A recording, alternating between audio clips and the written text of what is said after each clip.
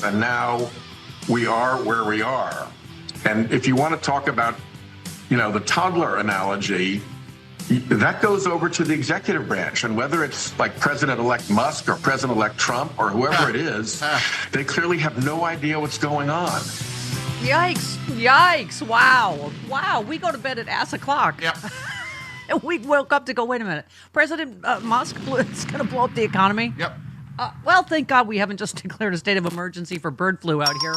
Because, Health and Human Services Secretary Brainworm, I'm sure. And after they blow up, it'll be the next thing blowing up the Affordable Care Act. Yeah. What could possibly go wrong? Mr. Raw Milk is going to encourage us to... End of the world. Wow. I have to say, Adam tweets, not even in office yet, and Elon and Trump are bringing up the economy. Yep. Impressive. Yep. Mm-hmm. Wow. Yeah. They're... This is even beyond our magical expectations for the what do you call it? Show that this Trump 2.0 is going to be. Mm-hmm. What? Okay, I had to try to pull this apart. I was like, wait, what? 'Cause chose Republicans, they really are that horrible shirt. Although I could have done Bag of Rex because I don't. Republican House Speaker Mike Johnson is the one that put it together. Did this. Mm-hmm. And now... Bipartisan. Oh, and now Rand Paul is floating.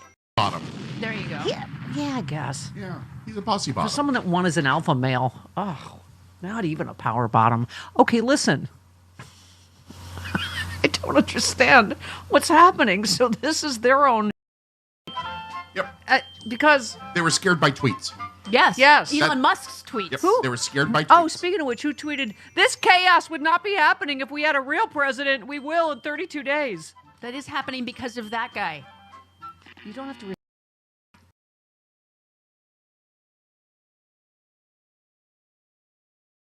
Court jester? I don't know. He's not president or vice president. I don't know what his role is.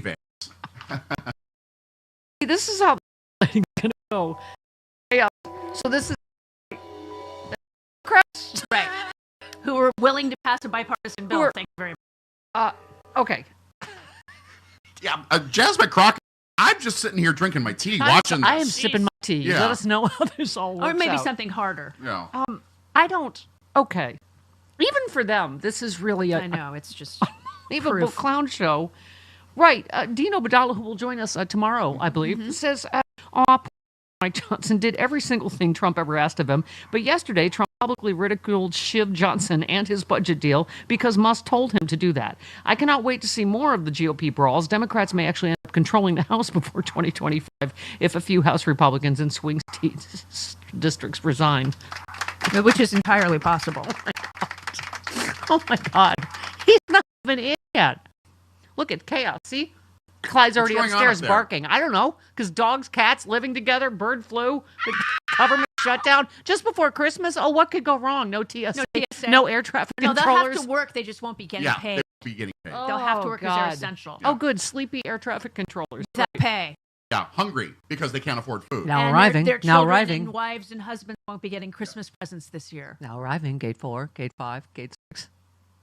Air traffic controllers. Airplane is always relevant. Yes.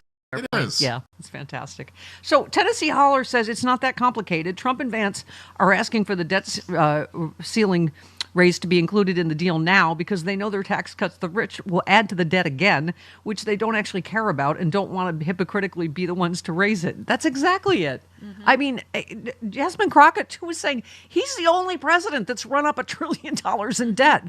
I mean, 4 years. Thank you. Thank you. More than any other president ever. Okay. Where are we? Dan Goldman was on Lawrence O'Donnell 13. Thanks so much. Yeah, right. Donald Trump is asking you to do him a big favor. Would you please raise the debt ceiling for him right now? No. so that he can give those tax cuts to Elon Musk and other billionaires next year? Well, Lawrence, I think you have it just half a click off. It's not Donald Trump asking for this. It's very clearly President Elon Musk asking for this. They are digging at that. The fact that Donald Trump has been completely AWOL during these negotiations to the point where only after Elon Musk publicly tweets about his displeasure and about this budget deal, all of a sudden, Donald Trump, chief of staff to Elon Musk, comes trotting in and blows up the deal. Do you think that's bothering him, the whole President Musk thing? Totally is. President Musk? You know it is. Yeah. And he You will know not. what? He's worse than a bossy bottom. He's a bossy bottom no one listens to. Right. He's just like, shut up. We no. got this. He'd be very much against Elon being the Speaker of the House because guess what? Who would be the next president, even though legally he can't Oh. He's a bossy bottom that doesn't clean out before company comes over. Yeah, exactly. Thank you. Yeah. And by the way, JM reminds you, Elon Musk does not make anything. He just buys it. He's not an engineer. He just bought a car company. He's not an application designer. He just bought a tech company. He's not an American. He just bought the government. He is an American. Don't let him buy He you. is a citizen. He is an All right. American citizen. Now be. He's he not is. a natural-born Right, citizen, so, but he is I- a Nobody elected him is my point. Exactly. Right. Yeah, Alex yesterday said Musk told Trump he didn't like the bill, so Trump went on Fox and says he doesn't support it. So now the provisions to help storm victims and the farmers will be stripped out before the House votes for continuing resolution. And the storm victims and farmers all voted for Trump. So we are super record time in the Find Out version of the Around and Find Out program. I mean, seriously, he's not even in for another month yet. Nope. And okay, go on, Dan Goldman, go on. He understands, at least he should, how these things work and how the debt ceiling works, which is a deadline in June. We are now up against the budget, the government shutting down on Friday, having nothing to do with the debt ceiling. Right. And I am really concerned that Donald Trump is so senile or off that he is not able to compute what he's saying. And because it makes absolutely no sense to have an 11th hour demand to raise the debt ceiling on another president's watch when it doesn't need to be raised right now. Yeah, this is like I always say about like, oh, what's Trump's thinking? I don't know. He doesn't think. He doesn't know anything. It's like whatever Trump Musk says, I guess, at this point. Noel Castler said this has been Trump's whole life as being not even a bossy bottom. Just whatever. He's got what is that called, Chris? He's having a daddy thing, a bear, something. I don't know. Putin. Oh, what? Noel Castler said he's gotten dog walked his whole life. He's always Yes. owned by some He's collared. Yeah. Oh, I was going to watch The Apprentice last night, but you have to pay for it, so screw that. But anyway, Roy Cohn was like his, The movie, not the show. I'm like, watch Yes, the no, show. the movie. Yeah. Okay. One more, Goldman.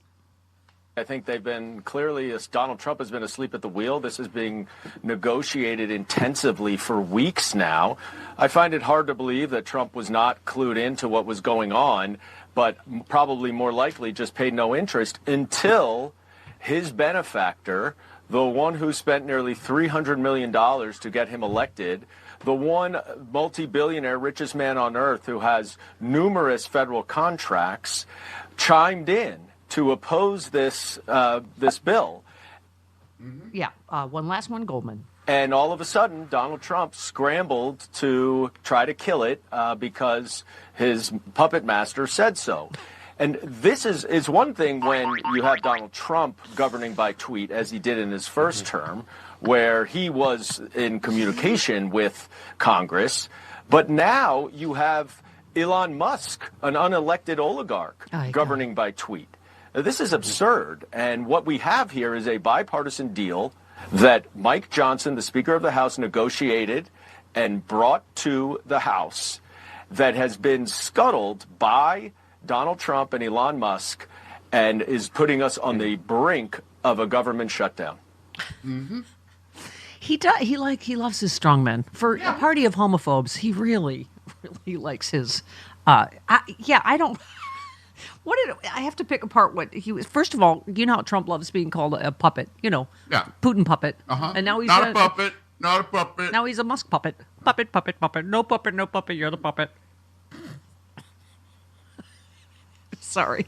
Okay, so in case you've just woken up all blinky on Christmas morning, Christmas Trump is until next has already week. made a preemptive strike on the United States, and they're on track to shut down the government right before Christmas. What could possibly go wrong? So House Republicans pulled a stopgap funding bill that, if passed and signed into law, would have avoided a government shutdown set to begin on December 21st. Tomorrow is the 20th. That's Right. our last day before vacation. Right. And what do we get for Christmas? Some great best ofs. There is no new agreement right now. No. Isn't kind of Republican leadership like a contradiction in terms? Okay. Did I miss anything? Yes, Trump slammed the legislation, threatened Republican members who voted for it with primaries. Here we go again. Trump said it would be suicidal for any Republican approving it. Elon Musk began a tweet storm against the bill that eventually, included the false claim that it contains fundings for bioweapons labs. That's fun. Wow. In a chapter of This Is How We Got Here in the first place, he tweets that disinformation and it gets retweeted 30,000 times. Of course it does.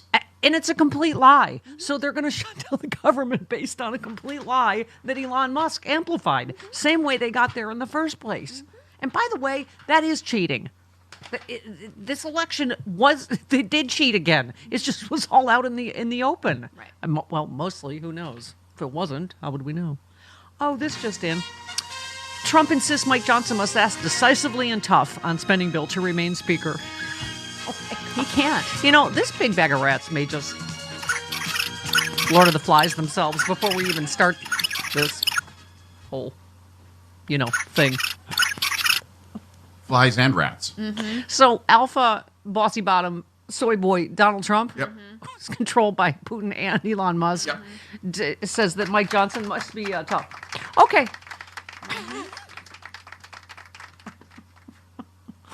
Hey, they just declared a state of emergency in California for bird flu. Okay. Well, you know what? We can still have nice things because it's the end of the year and we get the best of our year-end Rocky Mountain Mike medley. So there you go. Merry Christmas. There you go.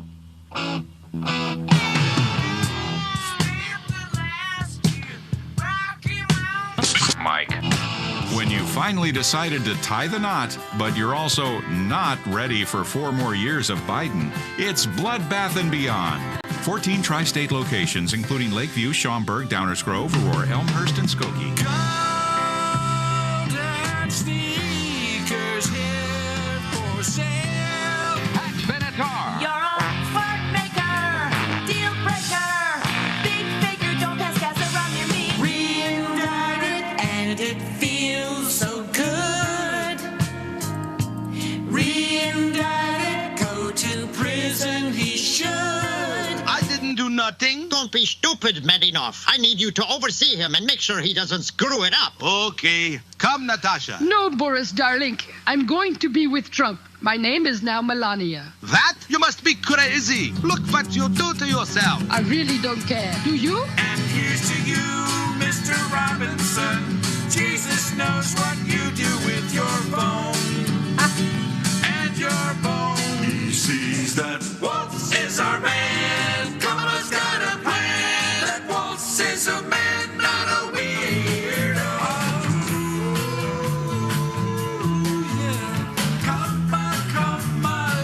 God said, I need somebody willing to get up before dawn, milk gags for all they're worth, spend all day making beaver jokes, milk the gags again, eat supper, then go to town, stay past midnight to get her picture taken with Cher. So God made Stephanie Miller. Brainworms keep crawling in my head.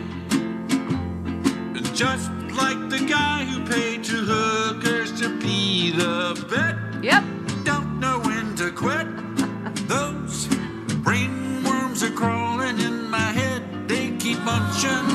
Don't worry if it's so big, he'll live in a van down by the river. Make it sting and go run. Make it sting and go run. Just like a mushroom, we're told. He wants Arnold Palmer's.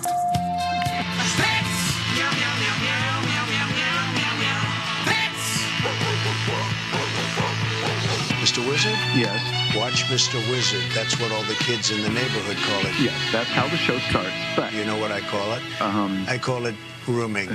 Do you have an actual job? I mean, you just seem to lure children into your house to supposedly show them science. Please leave. Do you have any ivermectin? Maybe try some disinfectant? Maybe shine a powerful light to kill Watch Mr. Wizard is presented each week at this time by the Public Affairs Department of NBC in hopes that some of you might grow up with some basic knowledge of science and have a fucking clue and not vote for an imbecile.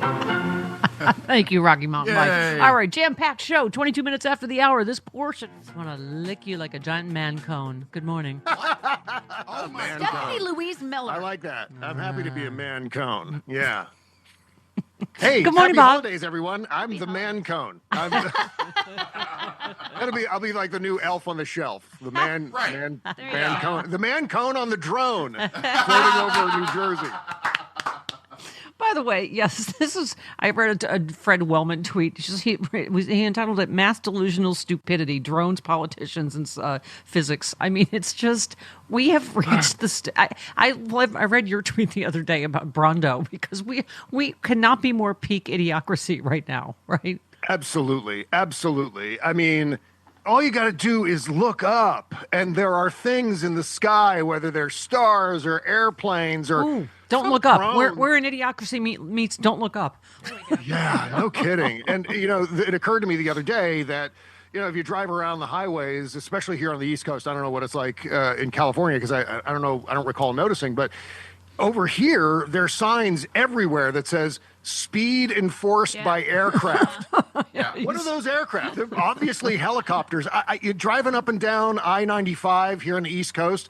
You see them hovering at night, just looking for reckless drivers, speeders, and then they radio down to people on the ground who then get the worst ones, I suppose. I don't know what the process is, but that could entirely be an explanation for what people are seeing. Well, it and explains. Of course, they're going to the most ridiculous It explanation. explains how we elected Donald Trump twice. Well, it's like some people are like, I'm gonna send my own drone up there, see what's going on all them drones, and then people are like, how come there's so many? Yeah.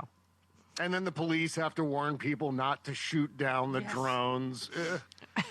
Oh, God, shut down the internet. Can we just shut it down? We just got to unplug it for a while. Just a couple of years. Right. Why do we do it? We need a timeout from the internet.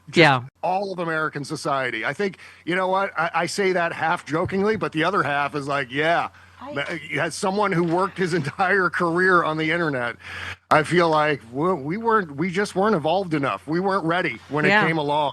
It just came along way too soon. As you're speaking, can't digest all this stuff. I just got a super sad email. I had to share with you because you talk about this all the time about even when Trump's gone, we're going to deal with Trumpism forever.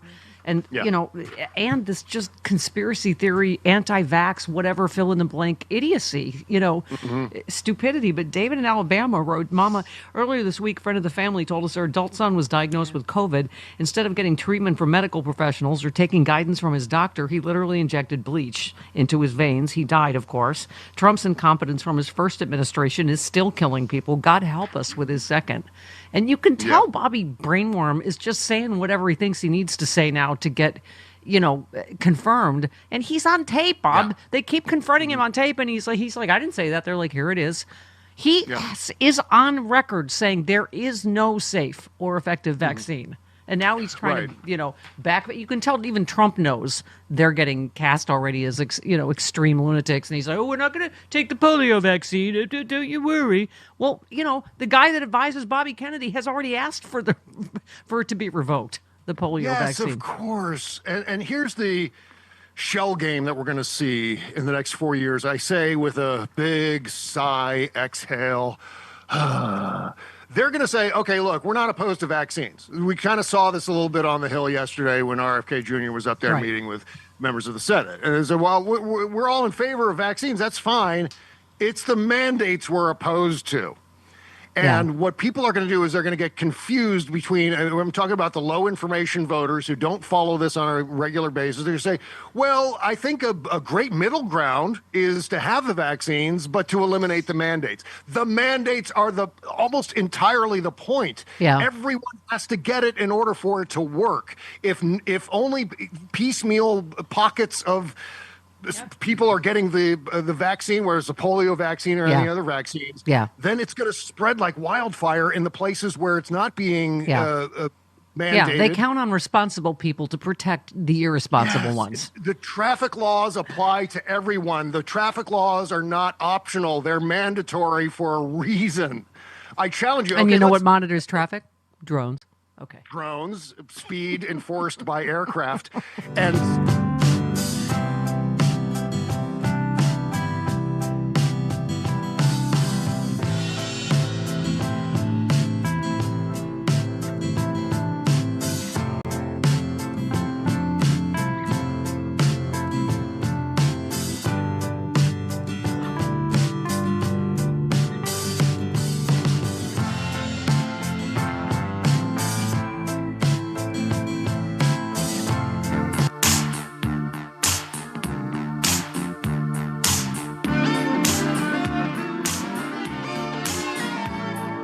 If you're blue and you don't know where to go to, why don't you go where fashion sits?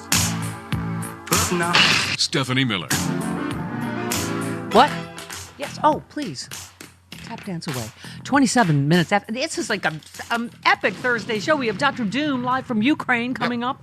Carl Frisch, Caroline Paul, author of Tough Broad, Alexander Paul from Baywatch, his twin sister. Yeah. And New York Times bestselling author. And Frangela for the, yes, because you've been good this year. You get Frangela a day early because tomorrow is our last day before vacation. They're traveling. So you get Frangela on Thursday. You're welcome. It's like we're setting cookies and milk out for Santa. Yes, early. Yeah. Exactly. Atomic Dog tweets, Trump, Musk, and others have already studied both Putin and Orban and how they rig elections, voter suppression, voter intimidation, flooding the airwaves with hundreds of millions of dollars of negative ads, gerrymandering in North Carolina, Florida, and Ohio also. Thank you. And now he has bought our government, and he is apparently president, Elon Musk. Yep. So there. Ben in New Mexico. Hey, Ben. Hi, Ben. Ben, I can hear you breathing. Yeah, he just took a breath like he was getting ready to speak, and then he... All right, Ben. I'm going to put you back on hold while you prepare and get in character. Okay. Yes, Marlene said, Elon says less government means more power to the people. Right, because everyone knows making up a new government agency headed by 2 billionaire holes is power to the people. Yeah, don't you feel empowered? Uh-huh. Yeah. Okay. All those farmers and, disaster relief victims that need help aren't going to get it. Yep. Yeah. See, and then Fox News will blame Democrats, and then they'll believe that disinformation as well. And on we go. All right, Dr. Doom coming up live from Ukraine in just a bit.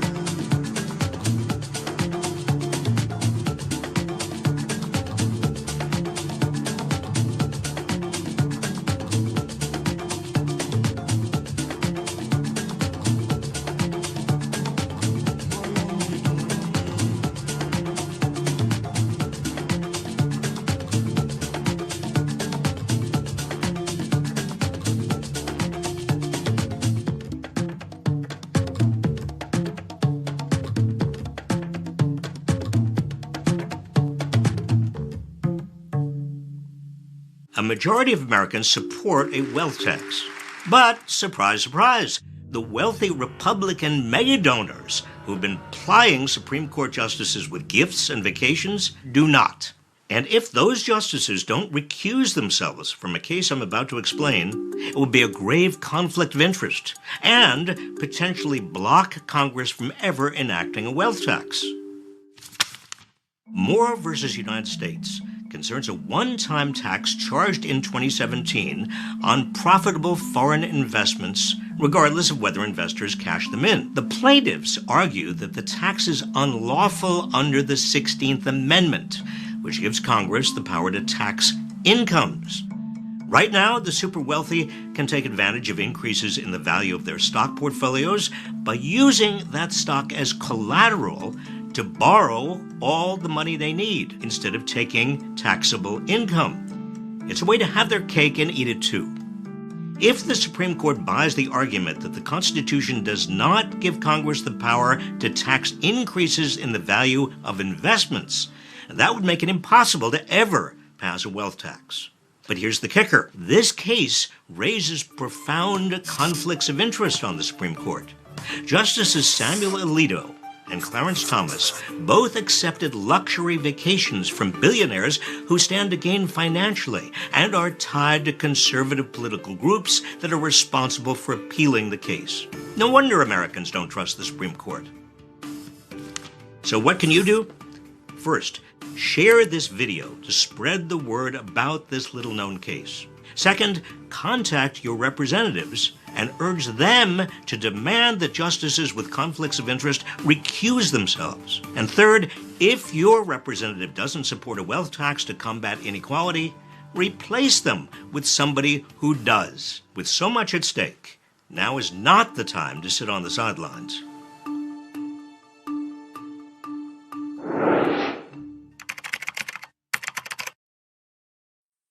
Hi, this is Mark with FSTV. Discover the power of grassroots movements through Free Speech TV.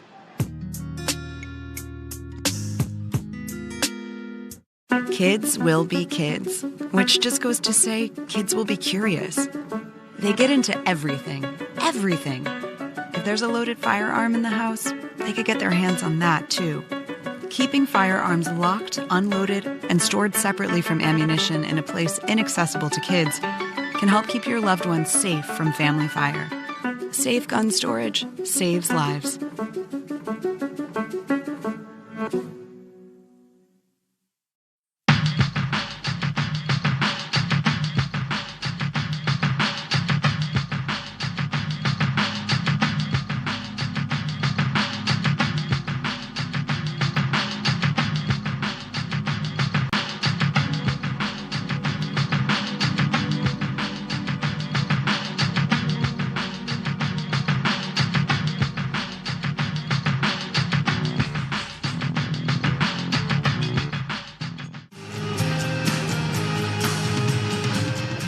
Weren't so deadly serious, it would actually be funny.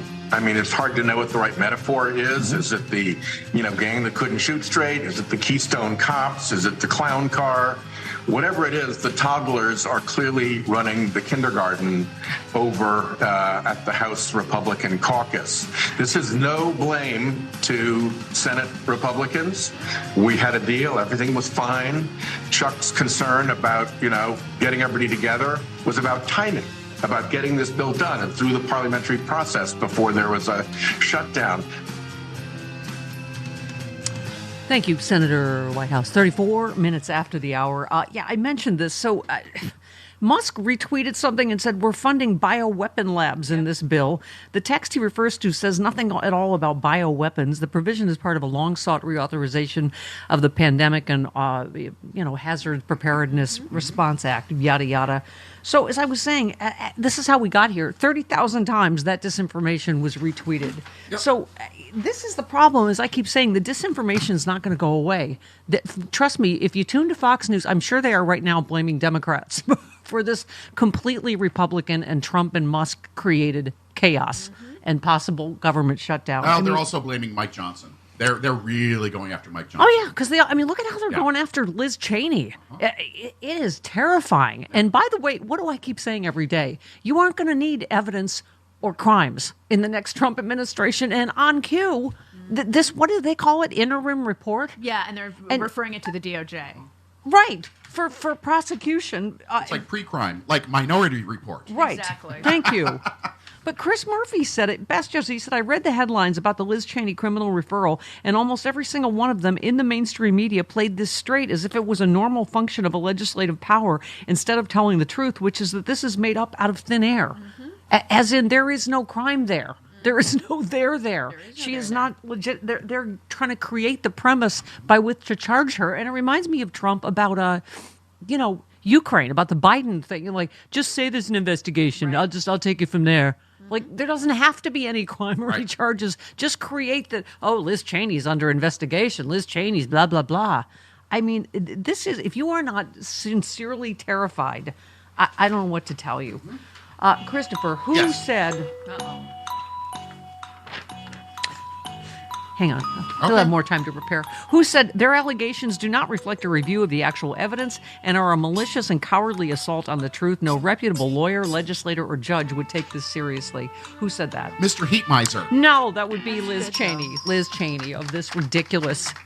Well, and now we have to play, what do we call it, whack-a-mole, to see whether we get some Trump hack judge as to whether there'll be justice in any given case? Yeah. Okay. Covey said, so Liz Cheney talking to Cassidy Hutchinson without her lawyer is witness tampering, but Trump paying for Hutchinson's lawyer isn't. And you know who's already, debunked that, is Cassidy Hutchinson's lawyer. Yeah. He said she just decided to stop using her Trump-funded lawyer and tell the truth, period. That's not witness tampering. No. And in fact, Liz Cheney used a go-between, Alyssa Farah Griffin, because she said, I can't communicate directly with Cassidy Hutchinson. So this is just, it is like Chris Murphy said, it's made out of completely whole cloth. There is nothing there other than that, once again, Donald Trump ordered this. Okay, where's the best book? Where am I? I don't know. I've lost my way. Oh, no. Dana Gould, a comedian extraordinaire. Just of this whole, if we do this shutdown and et cetera, he said, and the poor saps who'll get hurt the most, they're the same people who put him back in office, and when their benefits are cut and their wages stagnate and the price of eggs proves, quote, very difficult to decrease, they'll love it because Fox News will tell them they're happy, and the new monthly fee they have to pay to get their mail will be called Operation Power Freedom Flag First Eagle Beak. Eagle Beak. And I'm going to try really hard to watch and enjoy it. Operation Power Freedom Flag First Eagle Beak. Yeah, that's what it'll be. All right. Right. Works for me. All right. Can I, by the way, one other great point about Fox News.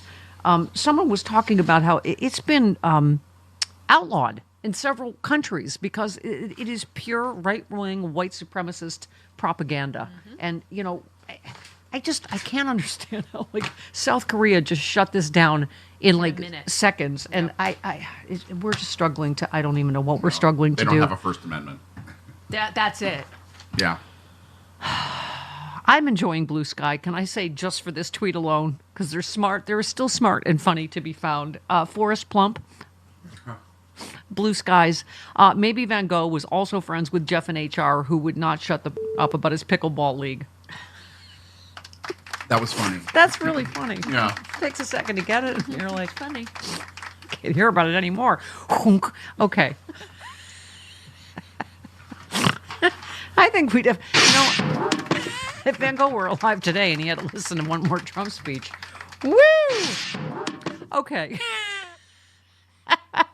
See? We need nice things. Yes, we need funny things. All right, we're going to break early because we have Dr. Doom coming to us live from Ukraine, and then Carl Fish has graciously moved to the top of the hour. Yep. It is 39 minutes after the hour. I don't think you've ever said that time. And 57 seconds. Okay, now it's 40 minutes. Is that okay? Or do you feel better? Good. Fine. You're good now. This portion. Hi, Malcolm. That's War 101, right? As you tell the enemy what you're going to do in advance, correct? Yeah, but, don't worry about it, because if you tell the Trump transition team in Trump, that's just as good as telling Moscow itself. Oh, this is the middleman. This is an indication of the media over the next 4 years. Oh, dear God. Okay. I mean, so you speaking of Ukraine, you retweeted someone who said hard facts. Trump will not be able to stop the war against Ukraine. Trump will probably, I'm just paraphrasing here, Trump will probably ban the use of long-range missiles on Russian territory. Due to this, Russia will ramp up attacks against civilian targets and critical energy infrastructure. Ukraine can't rely on America's help anymore. Europe needs to step up. Russia will ramp up their sabotage and hybrid operations in the West. Russia is in a war economy while Europe sleeps. There is hope, but hope is not a strategy. Europe needs the political will to defend Ukraine in its own interests. Talk about that a little bit. Well, Europe is starting to ramp up, and this is one of the things that Donald Trump won't be able to get away with when he talks about disbanding NATO. He was saying that people were not paying It's not a fee like a country club. People have to spend 2% of their GDP on their own defense. Well, now, because of Russia's invasion of Europe, some countries have gone up to 5 and 6% of their GDP. They now understand that they may have to fight a war with Russia without the United States, or the United States allied with Russia in terms of intelligence and material, or raising sanctions. And that's what Donald Trump has said he's going to do. So, we really should start viewing Ukraine as being a European-centric support, country, and not to rely on Donald Trump. Yeah. Sounds like the Ukrainians are getting, what's the word, creative. A Russian general, a senior Russian general, was killed by a bomb hidden in a scooter outside his apartment building. Hang on. A popular military blogger died when a statuette given to him at a party in St. Petersburg exploded. This is kind of some 007 stuff. This, a Russian woman who said she presented the figurine on the orders of a contact in Ukraine was convicted. Yikes. Yeah, I'd hate to be the one to tell people this, but this has been going on for 3 years now. People, someone asked me yesterday, Sarah, the Ukrainians being assisted by the Mossad. No. Let me tell you, Ukrainian intelligence, I worked with them for my first 3 months when I was in Ukraine. They are very good at these games in their own region. The people who are really getting it, that you're not hearing about almost every day, are the collaborators who joined Russia's forces or joined the Russian government when they invaded these areas. And these were Ukrainians that were one day Ukrainian and then joined the Russian government. They're blown up with alarming regularity. Yeah. They just killed the head of a force in Donetsk the other day. Going deep into Russia and blowing stuff up is not hard for Ukraine because they were part of the Soviet Union. They have lots of contacts there. They have millions of people who support them. And Russia just cannot stop it. They don't have an army anymore. Let's talk, speaking of Russia and Russian assets, you retweeted John Pavlovitz, who said Elon Musk is a Russian asset who has no business being anywhere near our government. Thank you. Liam Neeson, who said former Congressman Dana Rohrabacher was credibly accused of working for Putin. He sponsored the bill that allowed Elon Musk to privatize the American space industry. Now Putin controls our rocket production and over 30% of the global internet, Starlink. This is really... unprecedented. Although somebody tweeted that, Hitler had a guy like this too, some rich guy, because I just am like, what? America didn't vote for this guy? Well, Steve Schmidt put it best when he said very clearly, America has gone into oligarchy. We are now being controlled by the billionaires. And we are, I just saw just a few minutes ago, someone was making a proposal that the Republican caucus should vote Elon Musk as the Speaker of the House. Oh God. Yeah. It doesn't require politics. All it requires is a majority. That's right. And he's just yeah, sorry, I was going to say, and he's just like Trump. He's just a bully. That I read his tweet yesterday about there's graveyards full of my enemies. And you said only a wild collection of half-eaten Hot Pockets, broken human emotion, and unused common decency fills the graveyards of Elon Musk's enemies. It's very true. In RIP, the Hot Pockets. That's how we got it.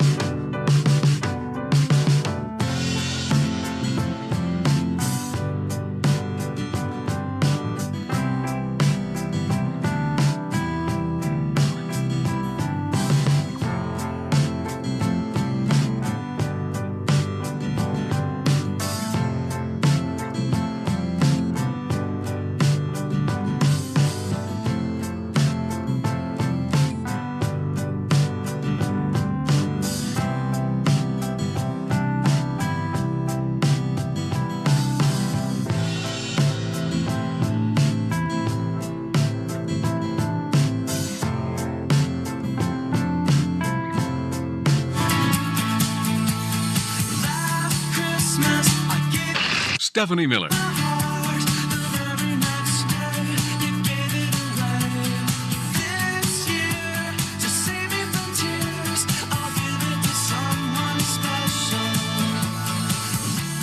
Yeah, it is the Stephanie Miller Show. 45 minutes after the hour, he leaves the country for 1 second. And what happens? Government shutdown, bird flu. Oh, my God.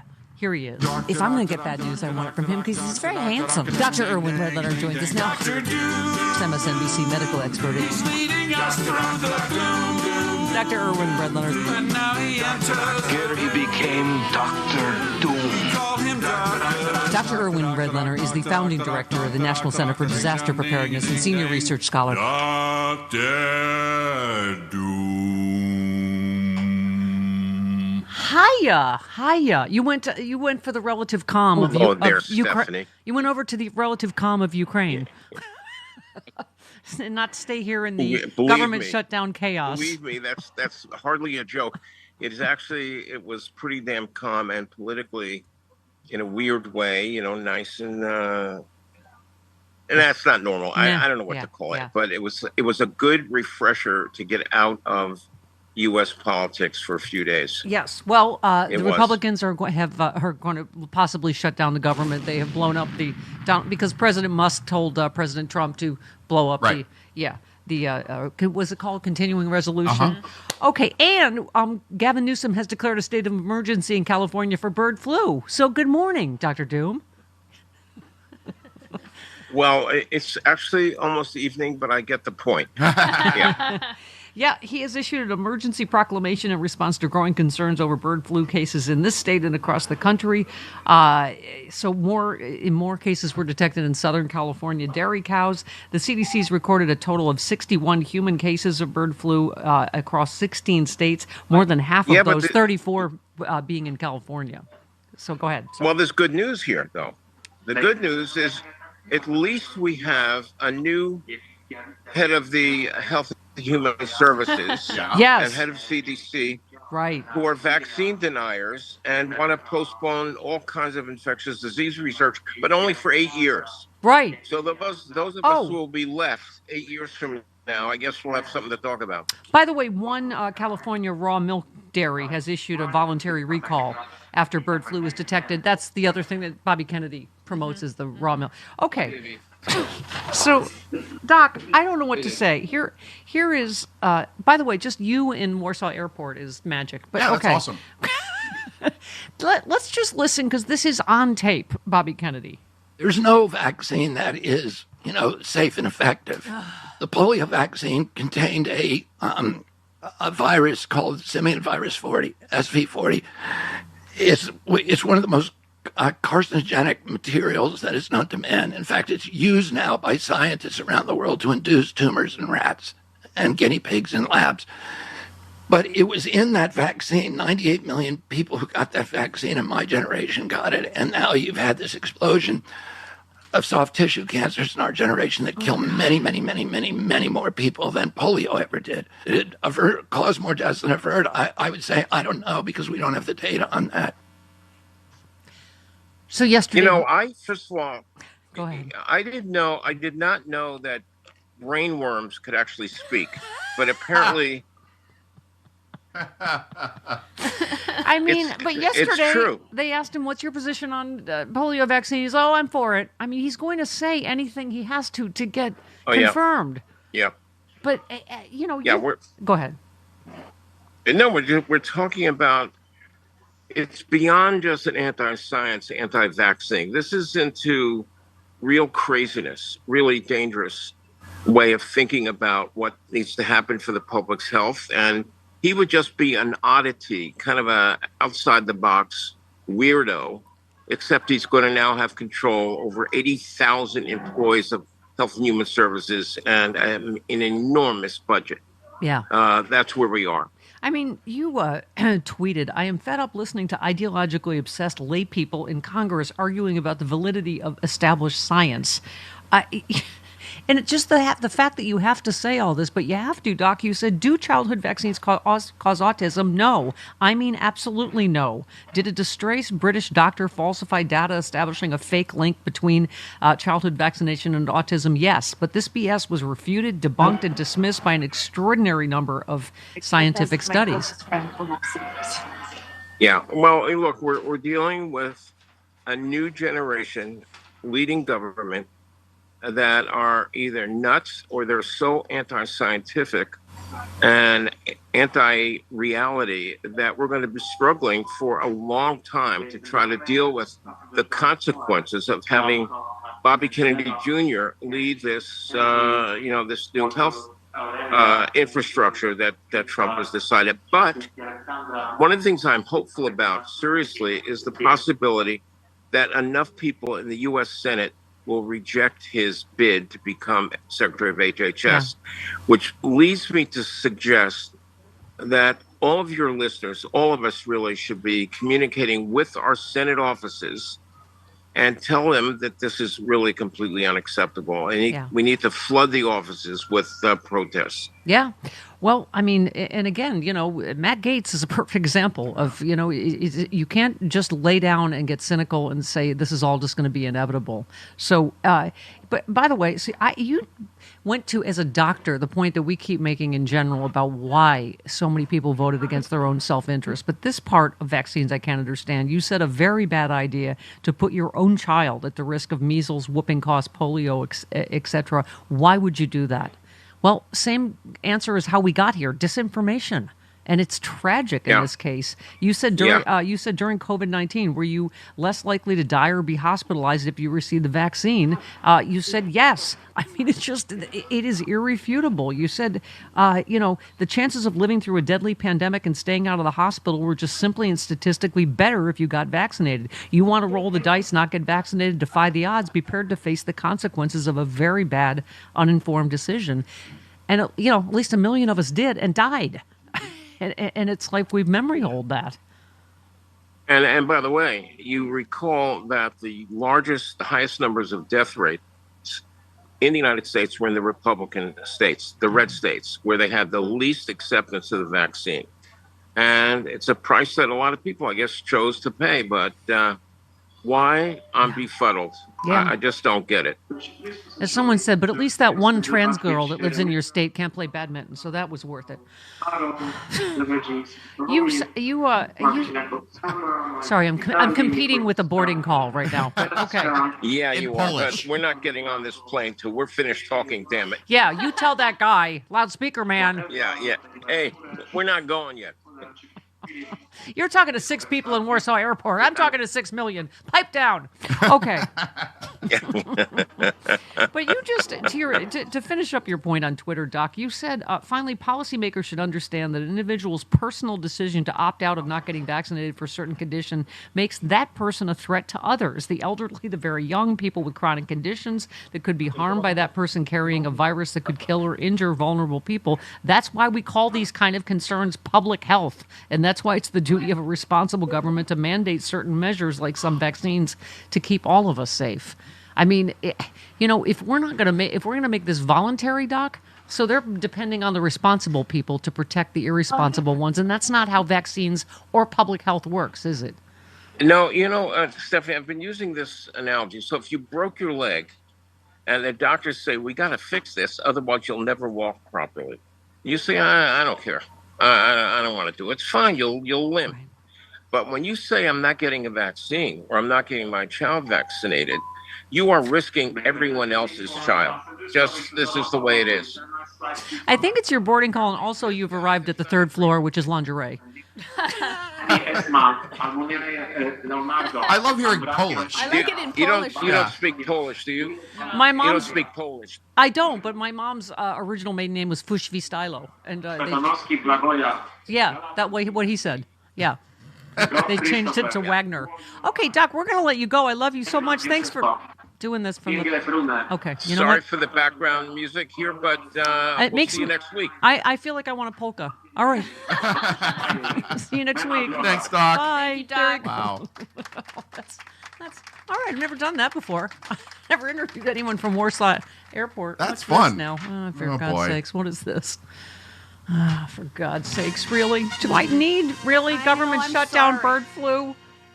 The Georgia Court of Appeals ruled yesterday that Fulton County District Attorney Fani Willis and her office should be removed from the 2020 election interference case, a bombshell decision that will upend the last remaining criminal case again. Scene! Is it eligible for appeal? I don't know. Hold please. Hold please. Because I've just been that makes all the difference. It just broke. It just broke. A panel of judges, all Republican appointees. Oh, that's so shocking, isn't it? Yeah. Concluded that Willis's one-time romantic relationship with a prosecutor contributed a conflict of interest. This is such a horse. After a carefully the majority opinion also rejected a push from several defendants in the case to dismiss the indictment. The decision is a massive blow to Willis, one of the most recognizable prosecutors in the country, blah, blah. Willis is expected to appeal the ruling to the Supreme Court of Georgia. Yeah. I don't know what the makeup of the Supreme Court of Georgia is, but that's encouraging. That's what we have to, like I said earlier, whack-a-mole with justice now in America as to whether, Maybe we could have our lawyer from Atlanta call in. Hi, Marie. Oh, hi, Marie from Atlanta. Maybe she can fill us in on some deets. Because Although just now broke. Fawny Willis herself is available. So, Fawny, Thank why you don't to you Thom just call? Schaefer for Why don't you alerting just- me. Okay, Tennessee Holler, one of our resistor friends, says, our message to the media, we are either pushing back on the slide into authoritarianism or we are enabling it. There is no third options. Both sidism is how we got here. As Christine Amanpour said, be truthful, not neutral. That's it. Just facts, just the truth. Yep. There's no partisan bias to that. Christopher, who said, do not let anyone or any circumstance deflate your spirit or sense of purpose? Mr. Freezemeister. No, Kamala Harris, who should be president. Okay. Oh, speaking of capitulating, Mark Elias tweets, speaking of cable news ratings, Morning Joe hit a 17-year low in the 25-54 demo on Monday, averaging only 38,000 viewers. Oof. They went missing again this morning. Yes, that's why I kept it on, because I had it on for Nicole yesterday. Jen Psaki was on. It was quite yes, they're adding Jen Psaki to the morning. I really do like Jonathan Lemire. Jonathan I do Lemire too. and Willie Geist Yeah. are fine. Adding Jen Psaki was fantastic, magical. I think they're starting to bring in people from the evenings. Yes, to yes, kind of- cycle in some talent. What a magical idea. It's because, like I was saying yesterday, Chris, they have no credibility when a lot of the stories in the news are about capitulation, whether right. it's ABC or, where Republicans are doing to Liz Cheney. You can tell, like, they've either been told or out of professional courtesy, they're not mentioning Joe and Mika. But how do you have the first and most primary people that bent the knee anchor your channel when you can't even mention that? Insane. All right, Carl Frisch next.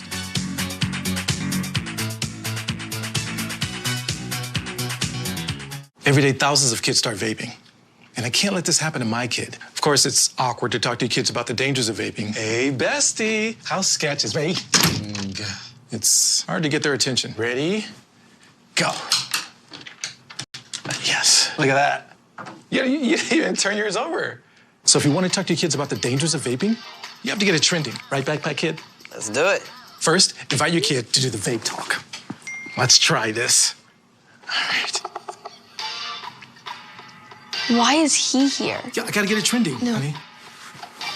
Come on. To the left. To the right. Let's go.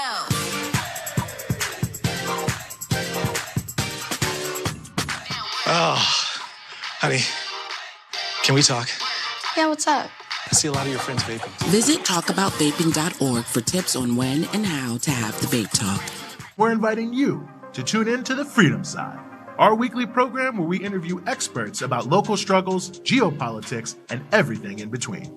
Tune in to The Freedom Side, Fridays at 7 p.m. Eastern, 4 p.m. Pacific on Free Speech TV. Hey y'all, my name is Louie. I'm with the Netroots Nation team, and you are watching Free Speech TV. At Translash, we wanted to know why the New York Times lacked fair coverage of trans people. So we spent over a year talking to sources inside and outside the organization to find out what was behind it. The problem at the Times is undeniable. Our analysis of Times coverage in just 2022 alone found anti-trans disinformation deeply embedded in the paper. Of the nearly 10,000 words of front-page coverage devoted to trans kids in 2022, each piece was trans-skeptical, spreading the same disinformation about young trans people that we have detailed throughout this animated series. But our research took us beyond these words to the person that runs it, publisher A.G. Sulzberger. When A.G. took over the media organization from his father in 2018, he wanted the paper to be seen more favorably by conservatives across the country. He said that the paper was seen, quote, as a liberal rag, close quote, to its detriment. Clearly, an easy way to make inroads to these readers is through trans skepticism, even hostility. In fact, AG has signaled to the entire company that anti-trans ideas will be platformed there. He gave the organization's highest award for a piece chock full of anti-trans disinformation called The Battle Over Gender Therapy. It included voices like Abigail Schreier and organizations like GenSpect that peddle pseudoscientific ideas. Now, while not every single article from the Times is hostile to trans people, the balance is clear. The New York Times has become a platform that's all too willing to launder discredited ideas and give them unimaginable legitimacy. To learn more about our coverage of the New York Times, visit www.translash.org/anti-trans hate machine. The climate crisis is here, devastating communities across the globe. Cars are one of the biggest contributors to greenhouse gases. As more people turn to electric vehicles, millions of cars are destined for landfills where they continue to harm our planet. By donating your car to FSTV, you ensure it's disposed of responsibly while supporting independent media. Call 866-628-2277 to get the process started. Make a difference today and drive change. My name is Stephen Abrams from Team Enough, and you're watching Free Speech TV.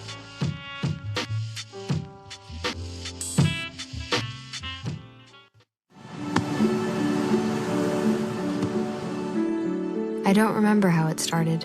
Go to that. Our back and forth. It always came back. Dad! You probably don't remember what you told me, That was perfect. but I heard every word.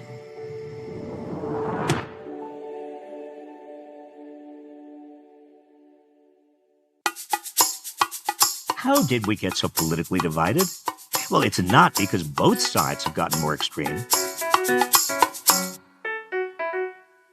Look, I got my start in American politics 50 years ago. My political views then, to grossly simplify them, were that I was against the Vietnam War and the military-industrial complex, strongly supportive of civil and voting rights, and against the power of big corporations. That put me here, just left of the center. Back then, the political spectrum from left to right was short. The biggest political issue was the Vietnam War. The left was demonstrating against it, sometimes violently. Since I was committed to ending the war through peaceful political means, I volunteered for George McGovern, the anti-war presidential candidate. Even Richard Nixon on the right was starting to look for ways out of Vietnam. 25 years later, I was in Bill Clinton's cabinet, and the left-to-right political spectrum stretched much longer. The biggest change was how much further right the right had moved.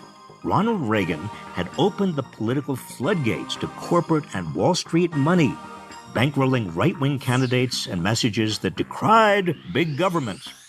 Bill Clinton sought to lead from the center, but by then the center had moved so far right that Clinton gutted public assistance, enacted tough-on-crime policies that unjustly burdened the poor and people of color, and deregulated Wall Street.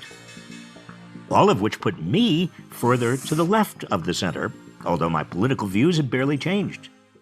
Today, the spectrum from left to right is the longest it's been in my 50 years in and around politics. The left hasn't moved much at all. We're still against the war machine, still pushing for civil and voting rights, still fighting the power of big corporations. But the right has moved far, far rightward. Donald Trump brought America about as close as we have ever come to fascism. He incited an attempted coup against the United States. He and most of the Republican Party continue to deny that he lost the 2020 election. And they're getting ready to suppress votes and disregard election outcomes they disagree with. So don't believe the fear-mongering that today's left is radical. What's really radical is the right's move toward fascism.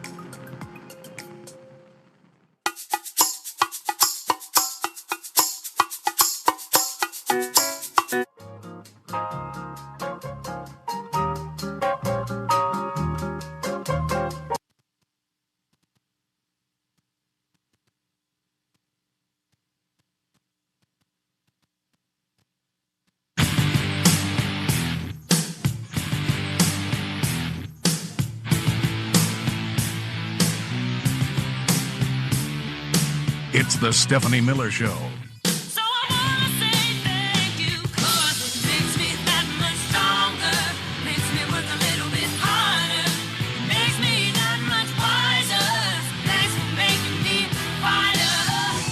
I think they are salivating for the opportunity to prosecute journalists for leaks of supposed national security information.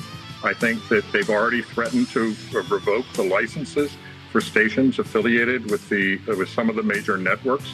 They are already, as you mentioned, likely to sue a lot of media outlets for supposed defamation and other supposed offenses. I suspect a lot of the wealthy allies of Donald Trump will underwrite those lawsuits. I suspect that they will deny information to major media outlets routinely. I suspect that they will threaten advertisers for major media outlets as well. So they will do everything to undermine public confidence in the press, to further undermine public confidence in the press. Okay, good morning, good morning, good morning. Happy bird flu, happy government shutdown. Happy bye-bye freedom of the press. Look who's here. Carl. Carl Frisch. Let's talk to our fancy Fairfax County School Board friend, shall we? CarlFrisch.com. Hiya, Carl. Good morning. You know, somebody told me they wish that Donald Trump would have like his Ebenezer Scrooge 3 Ghosts of Christmas visits. And I said it wouldn't do anything. He would just sue them. Yes, exactly. Can I just say Jody, you've been in the theater like Mama has. It's like the Wrecking Ball. You know, it's like if they were filming. What's that? The song Wrecking Ball. Like in someone Miley Cyrus. Yeah, they let it go early. Because apparently they're going to destroy the government before they even get in. The Wrecking Ball is the chaos has begun. Well, it's like that Peter Pan production that you see with the Peter Pan flying into the into the scenery and knocking it over. Yes. Yeah. I mean, Carl, even for you, someone that's marinated in this for years. Oh my God. So I guess President Musk has ordered President Trump to order the Republicans to not pass this bill and shut the government down, and they're not even in office yet. Yeah, two things. One, if people want Musk gone, we need to keep talking about him as President Musk. That's right, President Musk. Absolutely. Because, Donald Trump will take that very kindly. You think so? He won't like that President Musk thing? Yeah, I think... so we should stop saying President Musk, is what you're saying. Yeah, no, I think we should definitely. I think that becomes his first name. If somebody has not created the Twitter account yet, they should. So you've got that, but also... just the insanity of wanting to enter during a government shutdown makes absolutely no strategic sense whatsoever. Right, so he can go, oh, look at the mess I'm inheriting that they will have created. I mean... Well, they will have created and they will have to solve before they can move on to anything else. Right. So, they will use it as an excuse to go after Medicare and Social Security, which, by the way, is what the far right in Congress has wanted to do with these shutdowns forever. Thank you. And so... it is not wise for an administration to start with such a fundamentally unpopular legislative agenda. Well, but it would be much smarter for him to start with something that maybe he could actually get some support for. But the gaslighting will be turned up to 11, just so you know. And the disinformation, J.D. Vance's tweet? Anybody that supports a bill that doesn't take care of the Democrat quicksand known as the debt ceiling should be primaried and disposed of as quickly as possible. Oh my God, this is just what it's going to be. Yeah. Governing by bullying and chaos and blaming the Democrats for everything. I'm like, what are they talking? He's the one that ran up $1 trillion in debt more than any other president ever. Period. Full stop. I mean, that's before President Musk even takes office. President Musk, you say? Yep. Yeah, that's right. Okay. All of this before Musk has even taken office. And they're not just going to lie. They're going to do it brazenly. And then when the media calls them out on it, you're right, they're going to get sued for it. It's interesting watching what they're choosing to go after. And I do think that they will eventually trip over themselves because Trump can't help but go after perceived slights. I mean, suing a pollster over a poll is a good example of that. They will continue to be distracted by those kinds of shiny objects. Yeah, going after Liz Cheney with zero evidence or crimes. I mean, part of me thinks we should just sit back, like Jasmine Crockett says, and sip our tea. Matt Gaetz has floated a vengeful plan to rejoin Congress, reveal colleagues' Me Too secrets, and then resign. Maybe we should just sit here, watch the bag of rats kill each other, right? I mean, I don't. He's literally. I don't. Who knows what he'll do? That's what, because he's obviously went nuclear yesterday. That they're going to release the ethics report. Is it tomorrow? I think it's tomorrow. I think it's tomorrow. Well, let's not forget George Santos said the same thing, and look what it got him. He is. I don't think any of them are worried about what Gaetz is going to do, or else they wouldn't have taken these steps. Right. He said. Matt Gaetz said in his meltdown, in my single days, I often sent funds to women I dated, even some I never dated, but who asked. I dated several of these women for years. I never had sexual contact with anyone under 18. Okay. It's embarrassing, though not criminal, that I probably partied, womanized. Don't you love that womanizing is the new term for rape, allegedly? And smoked more than I should have earlier in life. I live a different life now. Oh my God. This I gotta say, this must be really bad. What's in this report we're gonna see now tomorrow. that he met Nestor, he lives a different life. Yeah, we will see what's in the report, but I think it's a good indication, or I guess it's a bad indication of how he's taking it, that we're probably going to be surprised. And mind you, it would take a lot to surprise us at this point with Matt Gaetz, with everything that we've already been told and we've seen reported on. It would take a lot to really shock us. So I think that he's preparing for the worst, and we're going to be very surprised. So Carl, as you know, you and I don't like to engage in Democratic bashing or Democratic circular firing squad and all that. But I have to say, we mentioned this yesterday on the show. I really think it's a mistake, this AOC thing. And you know me, I have used the term revere. I revere Nancy Pelosi. I think she will be the greatest speaker in our history. Also, as someone that's had a mom that broke her leg late in life, I'm sure she's in an enormous amount of pain right now. But I think, Chris Hayes, Joy Reid, and others, I think, echoed what I was saying. Chris Hayes said it's genuine madness for Democrats to not take the age issue seriously after AOC lost to Jerry Connolly in the bid to be the ranking member on the House Oversight and Accountability Committee. He noted multiple instances of older Democrats holding on to powerful positions instead of letting younger figures take on those positions. It's not just her age, Carl. I just think she's a great communicator, and a great communicator, on social media and elsewhere, that we desperately need right now. What is your take on that? I think I'm of two minds. One, you're right that we need her, and I don't think she's going anywhere. I think Jerry Connolly is a fantastic member of Congress. He's my congressman. Yeah. And he will do a great job in that position, and I think he's earned it. I also think that AOC is not going to go anywhere. It's like she's going to take her toys and go home. The entire leadership of our congressional Democratic caucus transitioned to a new generation because of Nancy Pelosi's leadership. Yeah. And so I do not think that the American people are looking at who the heads of committees are. Right. I think they're more likely to be persuaded by Hakeem Jeffries and the other leaders of the caucus. Obviously, I do think that younger members bring a different way of work with them to the committee work, but that doesn't mean that they won't be doing that whether they're ranking members of committees or not. I think Jerry's going to be a great leader for the committee. As someone of a certain age, I don't 42, 3. No, but I don't, like ageism, Carl. I spoke out against whether it's against, President Biden or Nancy Pelosi or whoever. So I get your point, and that was not a knock on Jerry Connolly, who I agree, I think is, but I just think, you pair this with David Hogg, who I also just thought made some good points. He was talking about, the Democratic Party dismissed his concerns about young voters, particularly young men. And he was right, obviously. And so I'm hoping that he gets a place somehow on the the DNC. And he also, I thought, made a point that we've talked about. Was it with Max Burns, who talked about the Democratic Party spending so much money on consultants instead of progressive infrastructure, media messaging that we desperately need. So, yeah, David Hogg says he plans to fire consultants who helped lead the Democratic Party down their path of failure if he wins his recently announced bid to become the vice chair of the DNC. He said he was shut down repeatedly during the 2024 campaign for voicing concerns about the party's outreach to young people. He said we need to build a party that tells people what it needs to hear and not what consultants are paid to just to say whatever people want to hear over and over again, where we continue losing.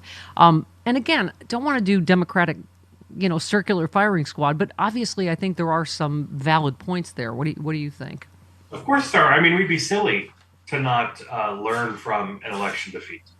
I think it would be a big mistake. What did we learn after 2000? Let's take a trip back to 2004 when John Kerry lost the presidency to George W. What did we do? We said we could no longer take for granted and not invest in states. We needed to compete everywhere. So we elected Howard Dean to be DNC chair. Yeah. And we had the 50-state strategy, and we righted the ship. And what happened a few years later? We elected Barack Obama president of the United States. Yeah. So I think we need to, I'm a big fan of Ben Wickler. I think we'll end up with a great chair, whoever it is. But I think Ben's fantastic. I've known Ben for 20 years. I think we do need fresh ideas and fresh perspective in there. Yeah. And it's always a good idea to shake things up a little bit when you've lost. But I also think we need to be realistic about, I think one of the reasons that the loss stings so much is because it's to Donald Trump. Right. And to disinformation. I mean, and to, as I keep saying, lies. I mean, this one is just, a random one. We were talking about the farmers and hurricane victims. We're not going to get funding, who voted for Trump. But because of Trump and Musk and Republicans, and this is just one, Mike from Pennsylvania said, the election was decided by hundreds of thousands of self-centered people who decided to deny the Democratic candidate for president their vote in protest of a war that Netanyahu prolonged to help Trump win. Putin's propaganda machine helped by screaming genocide. I mean, there were so many disinformation factors, many of which promoted by President Musk. You remember President Musk. On President Musk's X-Truth platform. Yeah, but that's I think our job one, don't you think, Carl? Is how do you fight this disinformation infrastructure they've built over so many years? Yeah, I think you've got a couple big challenges. One is infrastructurally, how you build the party back to where it was in 2008 and help to elect Barack Obama, competing everywhere. I think another is how do you compete with the giant messaging machine that the right has in the form of its cable news, its talk radio, its influencers online, etc. Certainly are not going to do that. They invest generationally on the right. In that well, that's my point. Is while I don't like ageism, when it was against Biden, I think AOC is a really bright light in our party, and I hope she gets some other role, if not this one, because I think people like she and David Hogg are. That's why we platform so many younger, great progressive voices. Because as I say, I'm the old lady in Titanic. I'm about to drop the heart of the ocean and die. So this is not about me anymore, Carl. We platform young people like Carl Frisch. Youngins. That young whippersnapper. Yes. I'm firmly in my 20s. But that's exactly why we do that, and we platform so many people because it's not. I always say it's not just me; it's the next generation of me and Randy Rhoads and Thom Hartmann and on, right? Well, and we have to, and I do think that's the other side of the coin. So you've got the infrastructure of the party, then you've got the way that we get our message out there to people. I think sometimes we read too much into what is initially said after Election Day. And I think it's still time before we know exactly where the ship has to be righted. I think we know a lot of what needs to be fixed, but we still need time to figure out exactly what needs to be righted and which way. But I do think that now is the time to be picking leaders who can do that and who are open to that and who are not just going to maintain the status quo because it protects their reputation. See, I did the old lady from Titanic joke, and you picked it up with righting the ship. And that's why we've been platforming you since you were in grade school, Carl. Yes, we have. And now you're the head of the school board. So proud of you. The president of the school board. Yes. All right. Love you, Carl Frisch. Happy Chris Mahana Kwanzaa. Yes. We'll see you in the new year. I hope you have a nice break. Thank you, honey. All right. See you soon. Bye-bye. 20 minutes after the hour, this portion of the show. Hola, Carlos. Yes, hola, yes, I like your shirt. Thank you. How did the world become so stupid? Go. I don't know. Maybe we just weren't ready for the Jetsons yet. Poor old George is on the way to work. Sorry, Mr. Spacely, they were shooting at me. Good. Man. Got a little snort out of you. But Yeah. Meanwhile, while you're all looking to the sky, kids are bringing guns to school on the ground. Yeah. So Yeah. No, exactly. firearms are being poured out into the society with 14-year-olds with easy access. That's not a problem. Look up in the sky. Yeah. By the way, stop getting your kids guns for their birthday. Oh my God! Apparently, she got the gun as a 14-year-old birthday present. Ay. If you do, keep it in a locked safe at the range. You can keep it probably in a locker at the range. When you go to shoot at the shooting range to practice with the firearm, it is at that point where you open said safe with your own combination, present it to your child to learn how to operate it correctly. Yeah. Oh, by the way, that joke in the Drone City thing about free booze for the kids, I think that they were talking to the Hegseth family. Yeah. Holy crap, did you see this? That was insane. So Pete Hegseth issued a challenge. What did he say? I tell everyone out there, check the tape, check every tape. Find, because he obviously they said there's that he drinks on air, that he's drunk, he showed up, and his show starts at 6 a.m. He showed up drunk reportedly, right? Meanwhile, Janine Pierce is like, "Where's my bottle?" Thank you. Hegseth kids were present and sampled the drunk tank champagne at this New Year's. They were having a Fox News New Year's thing in Nashville or something. So 10 current and former Fox employees say he drank in ways that concerned his coworkers. His colleagues smelled alcohol on him before he went on the air. They said as recently as last month. So Hegseth pushed back, saying issuing a challenge to find any tape. So Midas Touch is like, all right. Yeah. So they look at a tape of him during this broadcast after being dunked. First of all, they filled the dunk tape with champagne, I guess. Yeah. Because, they're the network of the common people. Hegseth emerged from the dunk tape, took a swig from the bottle, then proceeded to scoop champagne from the dunk tape into his mouth. Hegseth's children followed suit, scooping champagne from the dunk tank into their mouths too. Hegseth said, "I'm going to take one more drink if that's okay," and plunged himself back into the champagne. Okay, that's a little bit of an example. And A, bad parenting, and B, drinking on the job. That's enabling. You know what he said when he did it? Champagne for everybody. Is that what he said?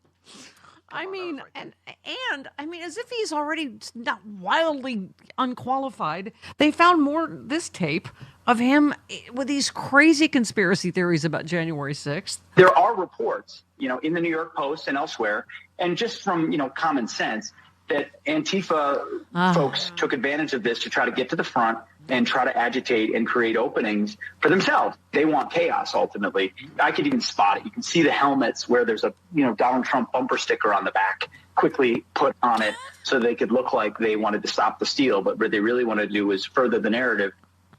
How would you know if a sticker has been on something quickly or recently? How would you know that? I mean, he's a crazy person. And Chris Wray has said, were any Antifa or Black Lives Matter there? No.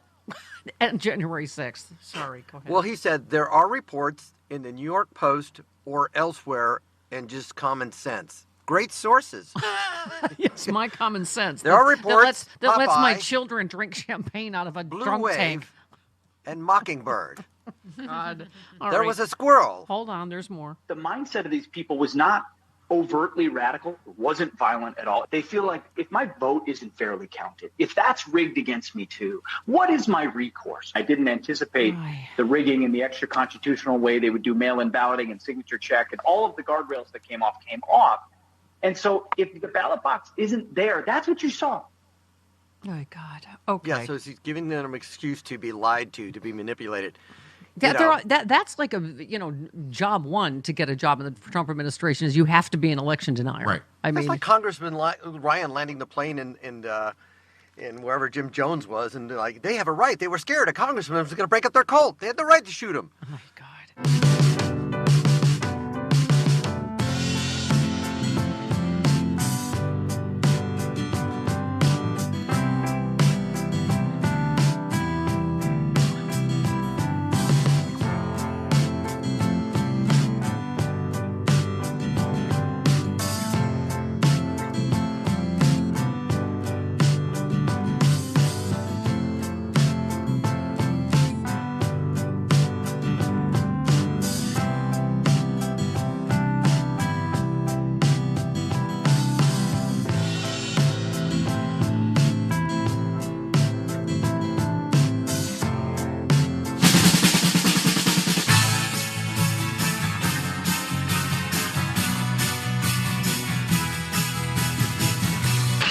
Stephanie Miller.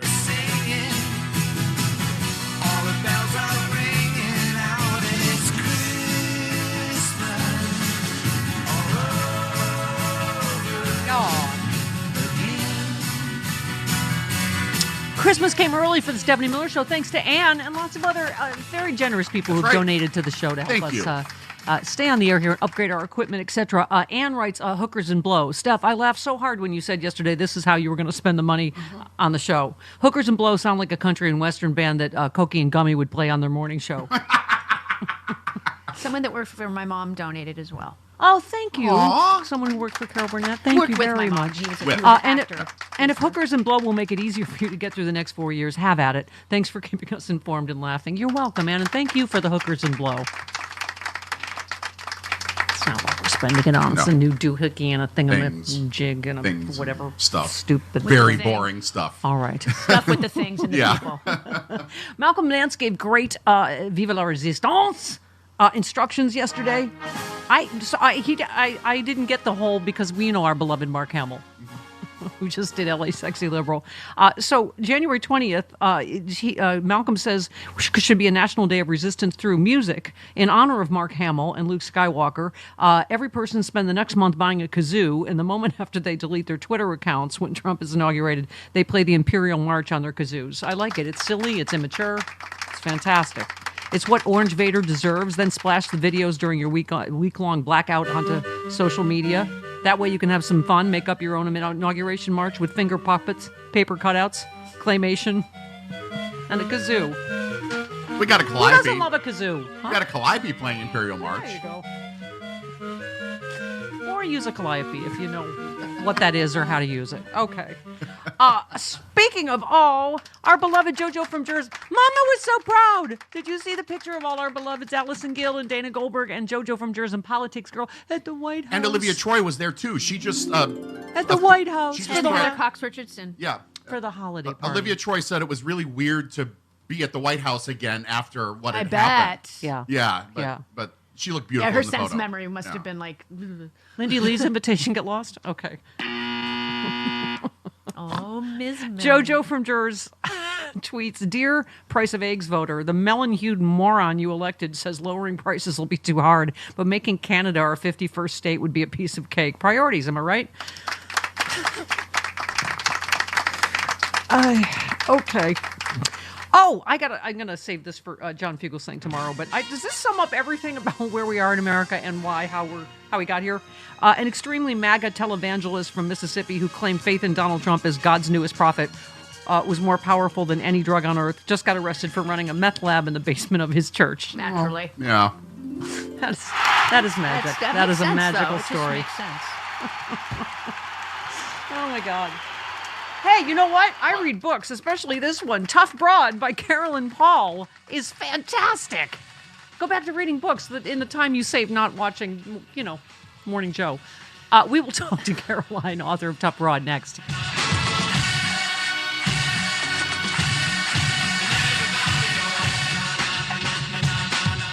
Our country is divided.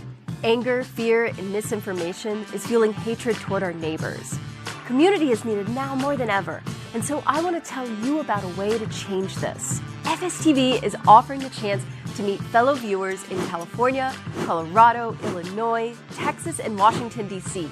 If you live in any one of these areas, visit freespeech.org and click Community at the top of the page to get connected.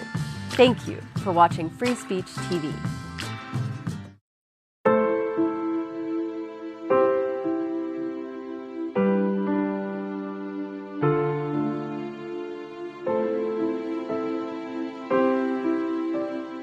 I have run these canyons for 6 million years.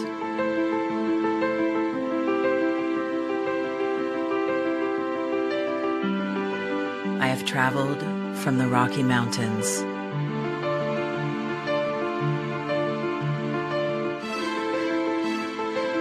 to the deserts, through scorching heat and freezing cold, from the land of the dinosaurs to fields of food.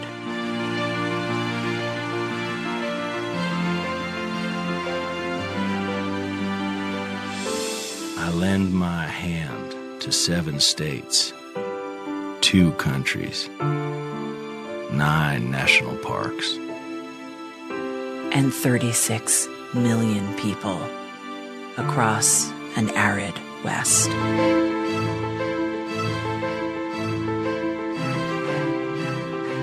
I am not the strongest or the largest, but I am the hardest working.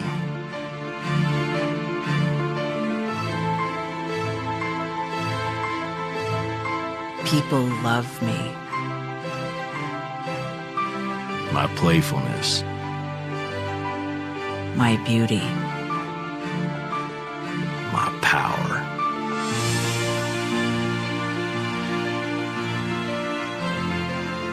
My life.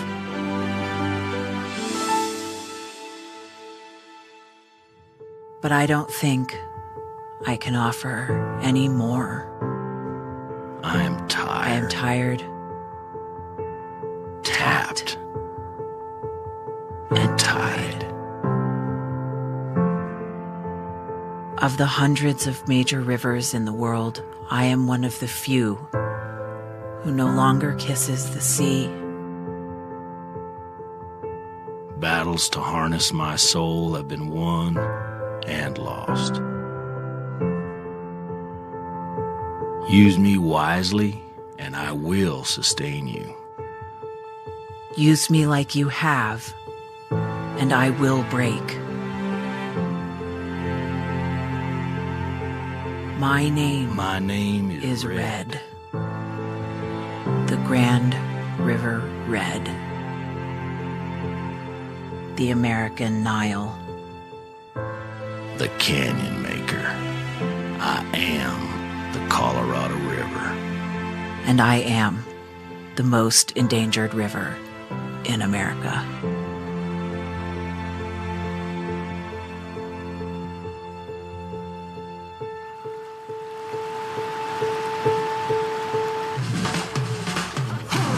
When you adopt a shelter pet, you discover their unique mix of all kinds of traits. Where'd Wiley go? Where's Wiley? Ah, there she is. Paw? Do you remember being an ancient wolf? Do you ever feel the call of the wild? You're a renegade cop, and I'm a con woman with nothing to prove. But together, we could really solve this murder. They're a little bit of a lot of things. But all of them are pure love. I'm Matt Quering with Snapstream, and you are now watching Free Speech TV.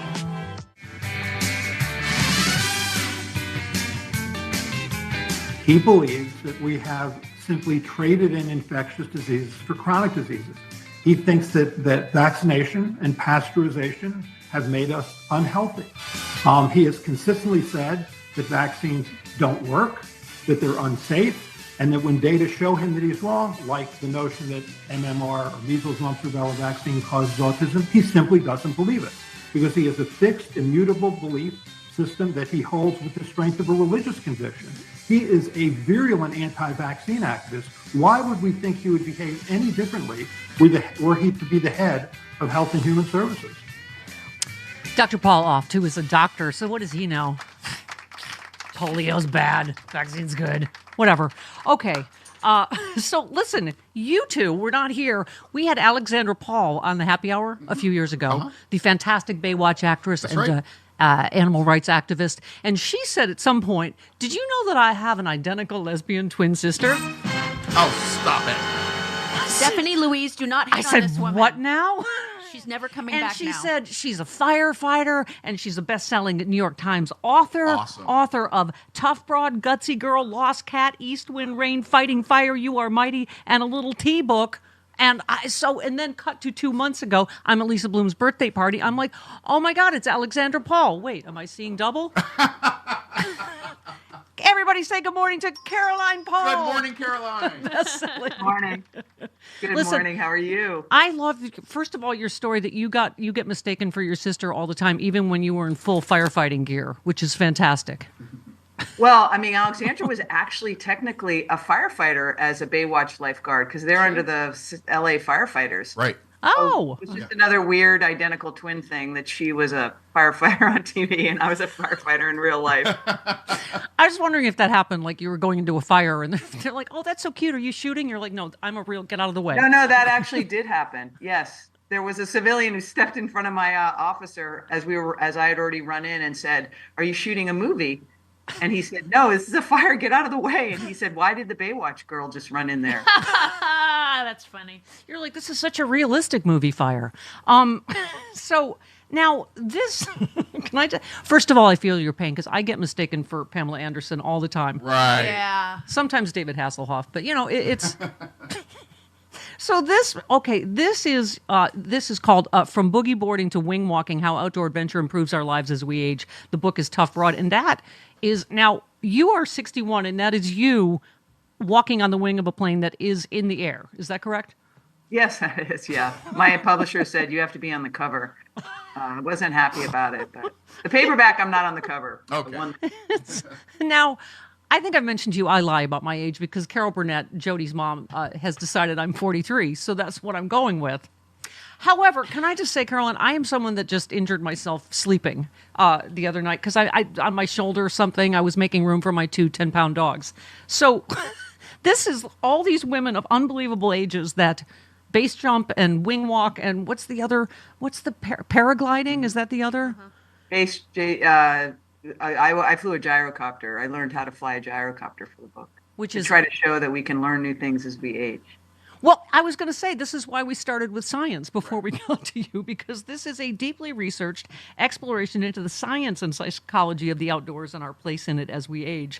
So you and I talked about we all have different tolerance for risk, because some of that I'm like, oh my God, no.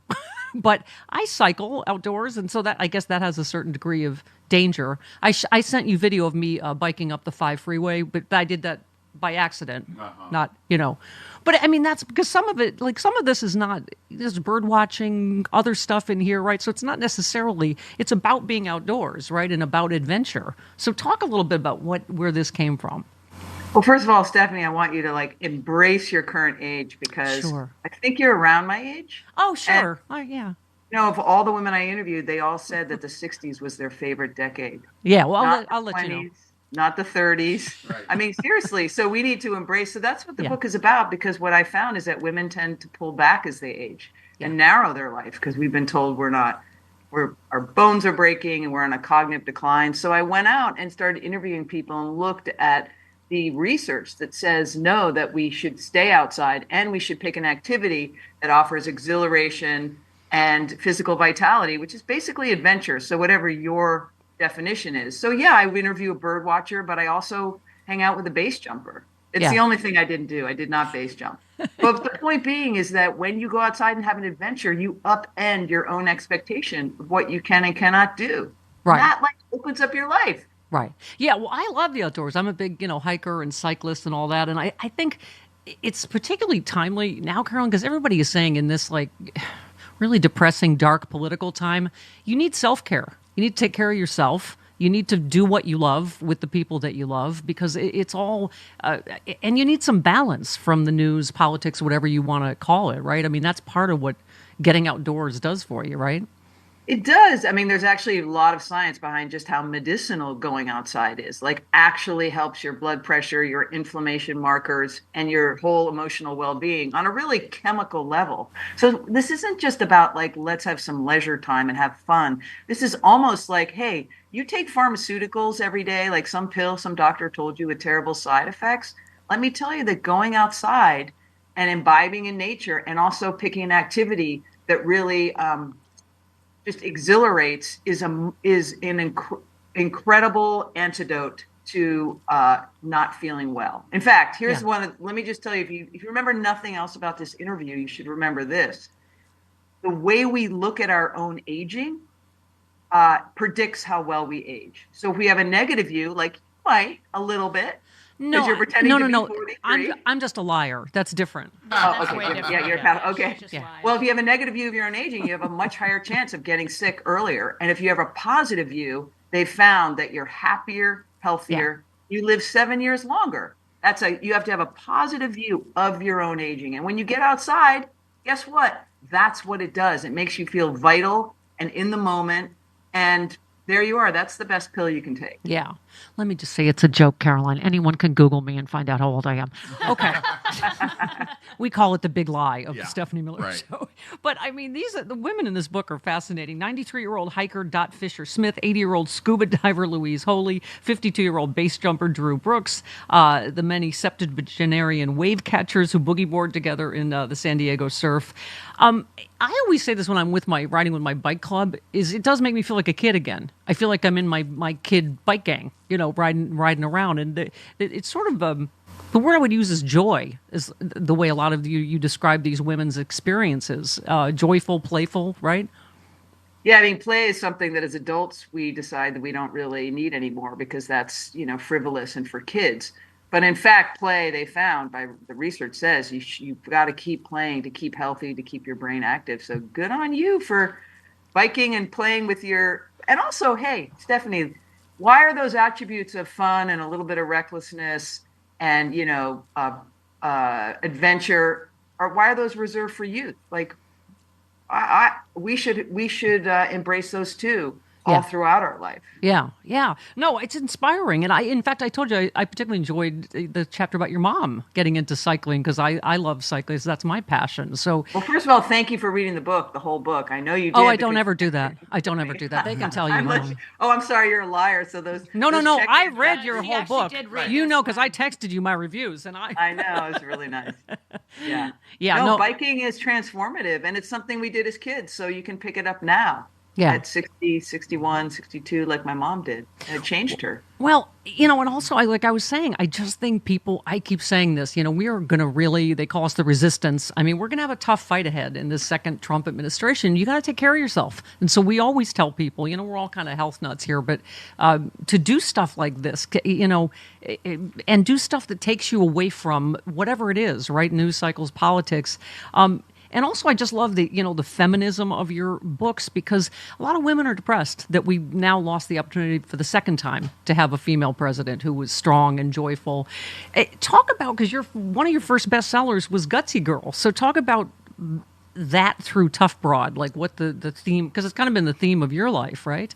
Oh, I just noticed that we kind of encourage girls to be scared all the time. As parents, we're cautioning them, and we don't do that with our boys.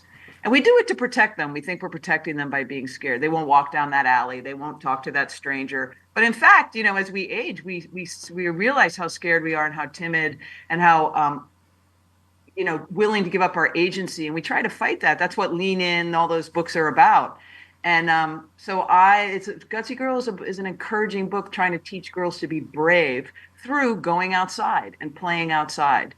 So it's for middle graders. And I think that Tough Broad is not about being brave per se, but it is about embracing the exhilaration, basically, and the uncertainty of the outdoors in our lives. Because we're in such a great stage right now, 50 and above. It's a great, great time for women. I so am inspired by what you do because I was saying, right, Jody, one of the saddest tweets we read right after the election is someone said, "Stop telling your little girl she can grow up to be president. She can't." And that was one of the, sad messages I thought of that I hope little girls don't take to heart from, but you can understand after Hillary and Kamala, there is a rethinking of misogyny in this country. So, I think anything like your work and your books that empower women is fantastic. So, well, not only that, but women have to get together. See, we've been taught to sort of view each other as competition. It's just not true. We need to bond together and stand up because we are 51% of the population, and we're healthier. Yeah, most of them tend to live longer. Yeah. And also I was thinking, it's so funny. I think I told you that last time I ran into Alexandra. She's like, "Okay, well, I got to go save some pigs." I was like, "Oh, okay." But she rocks. My twin is amazing. Always trying to live up to her. She's amazing. Yeah, she's and so kind. Oh my God, people don't realize, they think any famous Hollywood actress is a certain way, but I guess my point is I know activism sort of runs in your family, and I don't know if you see what you do as activism, but I think it is. I mean, it's subversive activism. I sort of try to embed important ideas in really cool stories. These women were telling, who jump in the cold Pacific Ocean at 62 years old and find it transformative. It's fun to write about. It's fun to participate in, because I do pretty much every adventure with these women to find out, to talk about the science and except base jumping, because my family was like, no, you don't base jump. You're too accident prone. I love your sister, and I loved you instantly when I met you. So when I first started reading this, I think I texted you because I was like, oh, no, don't base jump. Don't. Yeah, exactly. I was already like nervous for you. I bird watch. I went bird watch. Yeah, that's it. Which was so fun. It was like the airplane. I was like, no. But I mean, did your family or loved ones? They've obviously been nervous for you with some of this stuff that you've done in the past, right? I know you had a crash, right? Get nervous. Excuse me? You had a crash, right, in your gyroscope? I did, and I wrote about that in a book called Lost Cat. I did have a crash, and most of the time my family doesn't know about the close calls until after I write about it. So the Betsy girl is kind of full of mishaps as well. And but it's still an encouragement, believe it or not, to go out and do things, because you so learn from your mistakes. And a crash is an anomaly. I don't do that often. And that was something I couldn't really hide, but a lot of other of my mishaps were simply incredible learning experiences. Yeah. I think I told you I dated a Hollywood stunt woman for a minute. And that was one of my favorite conversations. We were on the phone and she goes, okay, I got to go drive my car off a bridge so Godzilla can step on me. I was like, okay, bye-bye. What? Oh! That's amazing. I do know a stunt woman, and she's really interesting and amazing. Yeah. Well, you are brave, and we need more brave, tough broads. The book is really fantastic, and I'm telling you, you need it right now. You need it to empower yourself and just be inspired. And thank you so much for enduring my... Thank you, Stephanie. We'll go cycling. You'll take me on some dangerous I-5 route. Yeah, backwards. And I will not do almost everything in this book with you, but anything else. All right, Caroline Paul, thank you so much. Thank you, Caroline. See you soon. Stephanie. There she goes. Bye. Tough Bye. broad. She's a tough broad. Yes, you know she what I'm is. saying? All right. This portion of the show. Hi, Charlie. Oh, no, not Santa Buddha. Come on. Oh, are you kidding? My last appearance before the holidays. That's true. And they will not steal my joy of Christmas. There you go. There you go, buddy. Not going to steal your joy or Ketanji Brown Jackson. Screw you, people. What is that all about?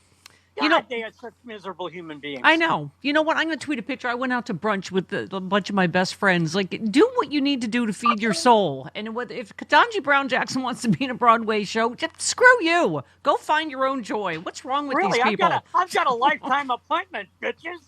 Exactly. This is my black job, bitches. There you go.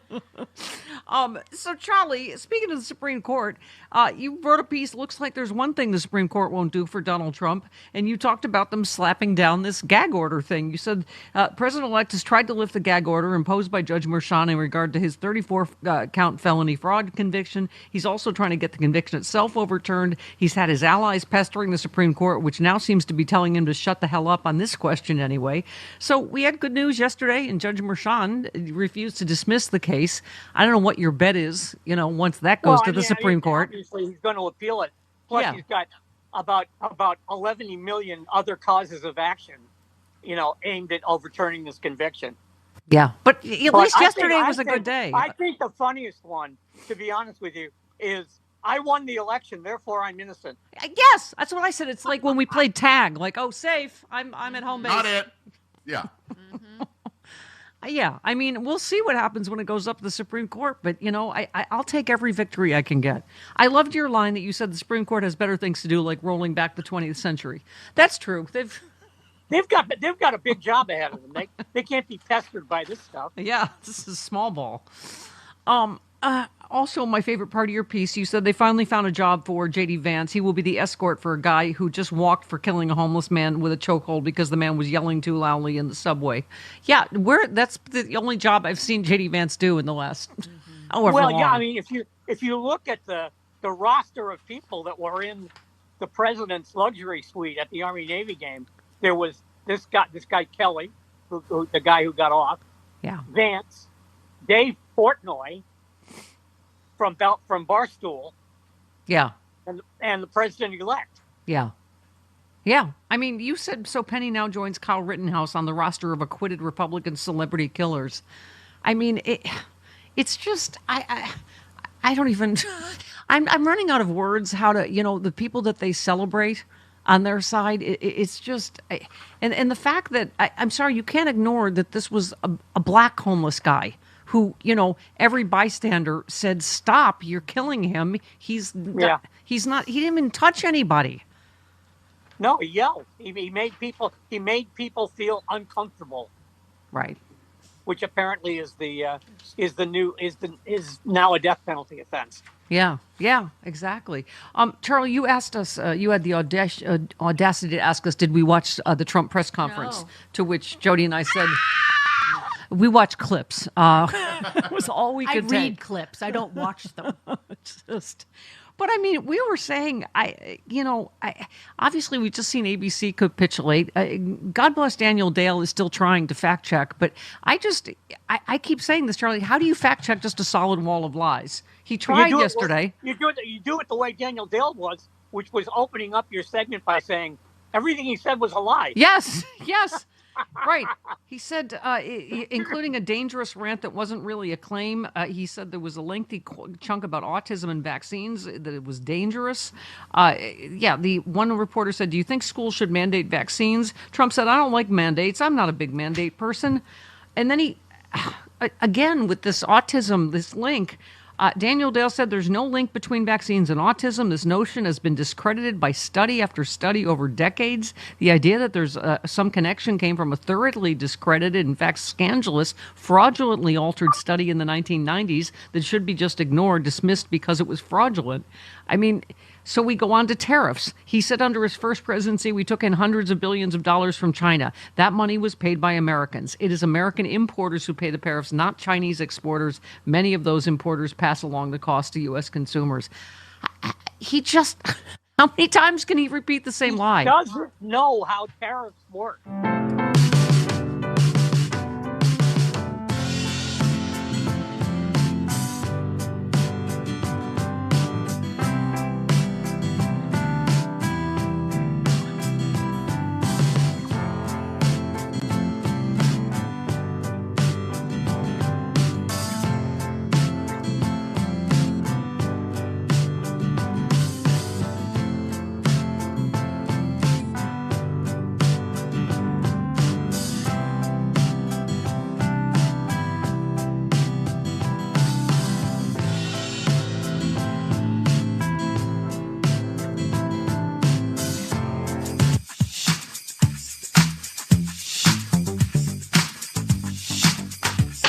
Stephanie Miller. Santa baby, slept a table under the tree for me. Been an awful good A picture of me and Jody Hamilton just came up. Aw, see? Do what you love with who you love. I like to koala on Jody Hamilton. Yes, she does. In a super needy, clingy way. Yes, she does. All right, can I just say, speaking of which, do what you love with who you love. Do whatever you need in this Trumpageddon that we're currently, this nightmare that we're finding ourselves in. I'm totally with the lady. There's a guy that brought her emotional support Great Dane on a flight. I'm with the lady, too. I'm with the lady. Whatever we need to get us through the night. I mean, she should buy a seat. Did she buy a seat for it? She should. I don't know. Oh, it's a man. I'm sorry, not a lady. He A should have man bought a seat. who brought his Great Dane on a recent flight has been slammed by fellow travelers. Oh, lighten up, Francis. With many people arguing the pet causes emotional distress. Oh, you know what? Please. It got more than 5 million views on Instagram. A female flight attendant at the door could be heard greeting the dog owner. Hey, welcome aboard, she said unenthusiastically before the Great Dane proceeded to step on her foot. Ow, the airline worker explained as the man quickly apologized. As someone who has been stepped on by a Great Dane, they are not like. Did it leave a dookie in the aisle? No. No? Okay. He apologized quickly. So the person that posted the clip said, have we taken this support animal thing too far? Yes. Yeah, I knew you'd be a bastard on the bastard person side. Somebody tweeted emotional support for one person, emotional distress for hundreds. Oh, please. Just loosen your sphincter. And then someone said, so you put that dog next to someone who has dog trauma or allergies? Allergies, yeah. I'm with the people who said, I'd rather this than a bunch of rude, screaming kids. That dog can sit next to me anytime. And someone else said, oh my God, that flight attendant pissed me off. That big baby can sit next to me anytime. I'd rather have neither the Great Dane nor the kids.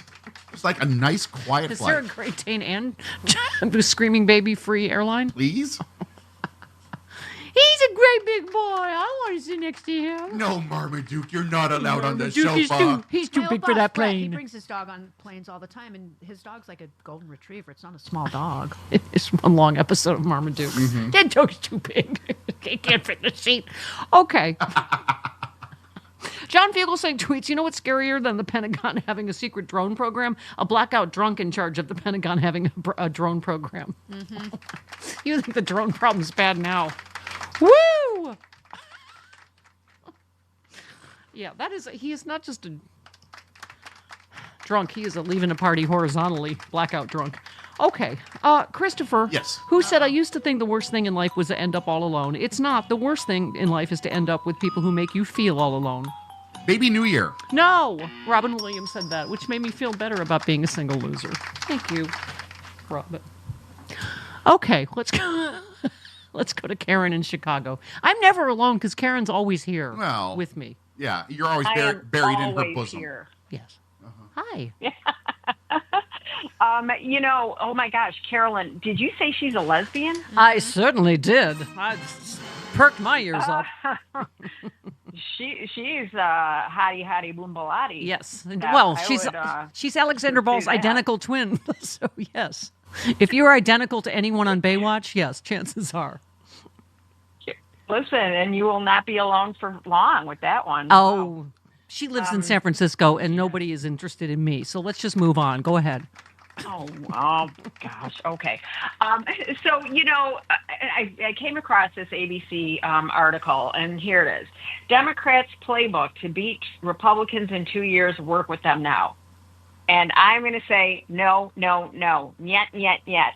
We have got to call our Democratic leadership that are speaking out, like the Dan Goldmans, calling Elon Musk, President Musk, is absolutely brilliant. And we have got to tell them, no, this is the problem with Democrats. Because we care so much, we want to stop the bleeding.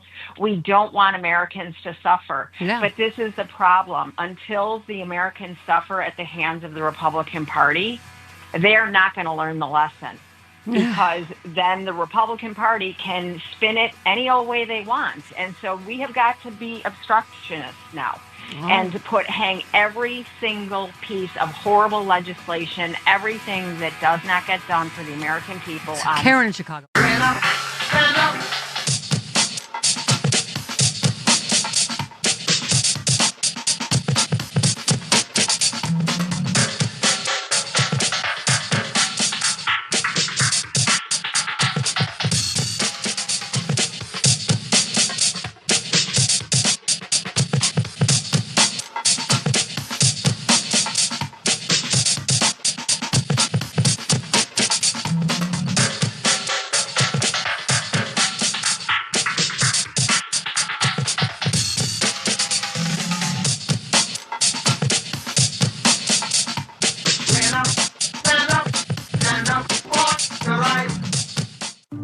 I was a technical sergeant, E6. I served in Vietnam in 1969. I am a U.S. Army veteran. Have you ever helped a fellow veteran? Of course. Yes. Try to always be there for each other. I do my best reaching out to my brothers and sisters in arms. Have you ever asked for help yourself?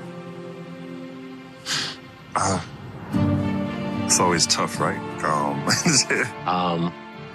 I can't say that I have. I mean, If you don't have someone to kind of help you guide those thoughts, it can be really bad. eventually, you just can't deal with it on your own.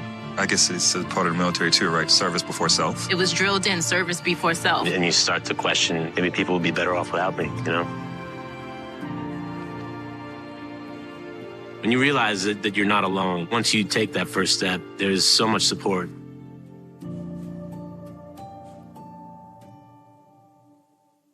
Tis the season. The season of consumerism is in full swing.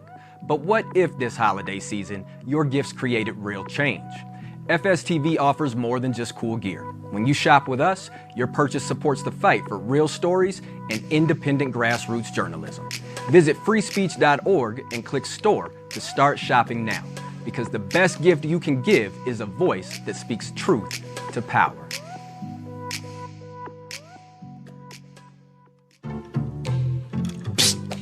I want to let you in on a little secret. Have you noticed that when workers get better wages, the media blames them for rising prices? Wages are running, well above what would be consistent with 2% inflation. But when corporations rake in record profits, there's silence. That's because corporate profits aren't tracked nearly as closely as worker wages. And the reason why comes down to power. Let me explain. Every month, we get measurements of prices, jobs, and wages. These are the three economic variables we hear repeatedly because they're released each month like clockwork. They're viewed as the core criteria for how the economy is doing and drive the national economic conversation. But what's missing from this conversation? Corporate profits.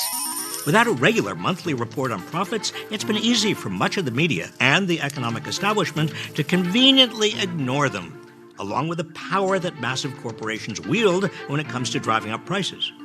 Now, we do get reports on quarterly earnings from corporations, but those estimates are guesswork at best, because corporations often use every accounting gimmick imaginable to hide their true value and reduce their taxes, like Apple stashing profits overseas, and Google depreciating assets like crazy.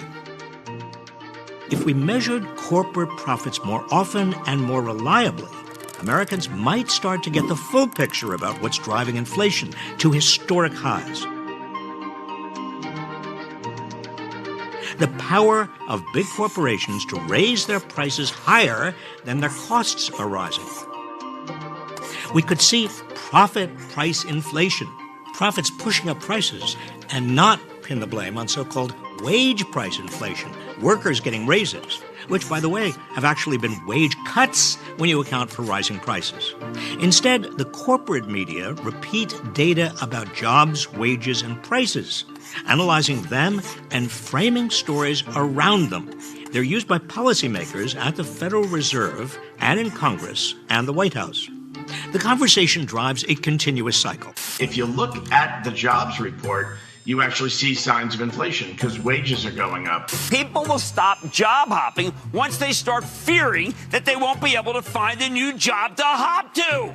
He needs companies to lay off their workers or even go under to cool down the labor market. And corporations prefer it this way because their role in driving inflation isn't even considered. They're given cover to exploit very real supply chain issues while padding their profit margins. The less up-to-date and accurate information we have about their profits, the harder it is to respond with policies that will combat their pricing power. Not to mention that they cut major checks for political campaigns, so there's little incentive on behalf of many politicians to change this. The way we try to fix the economy, particularly inflation, is skewed in favor of big corporations and against regular workers because the way we measure the problem disregards the role of corporations. If we had timely and accurate information about corporate profits, rather than assuming by default that the Fed must hike interest rates to cool the economy by weakening workers' purchasing power, we would weaken corporations' pricing power through, for example, a windfall profits tax, selective price controls, and tougher antitrust enforcement. Ultimately, we must build an economy that values workers at least as much as profits. Doing this starts with measuring the right things.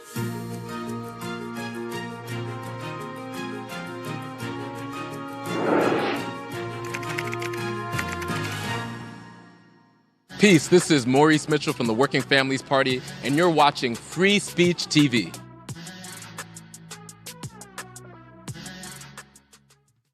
Show some respect. Show you give a damn. Show the world how it's done. Show them that when your community needed you the most, you showed up.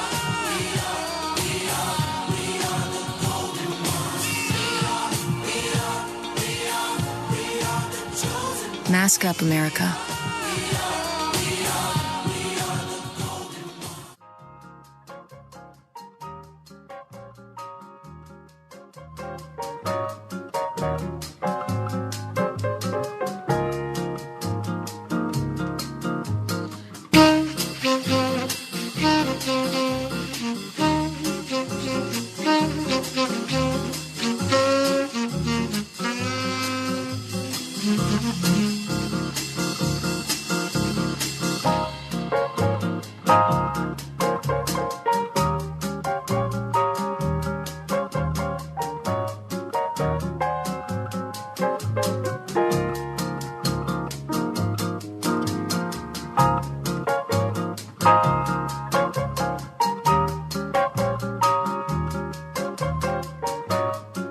Use the power of government against the press. And to judge by the nominations that he has said he will make, he will use the power of government against the press. I suspect he will embark on the Justice Department will embark on investigations. He will seek to potentially revoke the licenses of stations affiliated with the major networks. I think he will engage in a lot of measures that will burden the press. And the intention is not necessarily to win these cases. In the case of ABC News, the judge said in that case that it's true that under New York law, that was not considered to be rape. And ABC News did make a mistake in the way that they characterized it. But he said that in common parlance, it would be considered rape.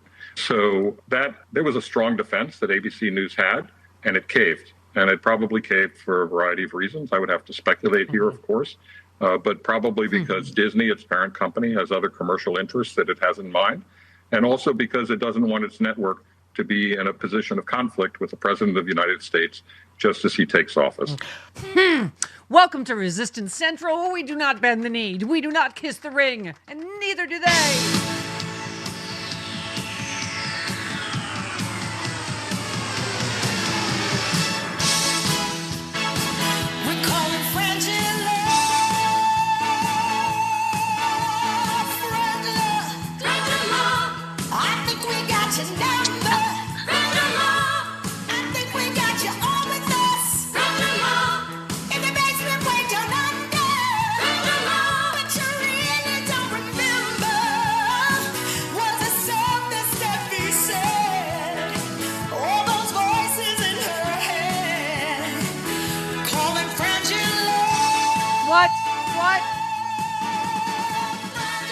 Oh, Frangela, welcome. Good morning. We're about to President Musk is going to shut the government down. We're under emergency alert for bird flu out here. Good morning. Good morning. This is what you get. This is what you get. You asked for it. You asked for it. Yes, they did. Yum, yum, yum, yum, yum, yum, yum, yum, yum. All I'm over here licking my fingers. It's so tasty.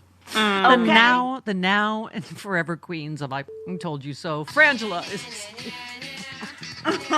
We told you so. We've been telling you since 2015. Yes. That's the thing.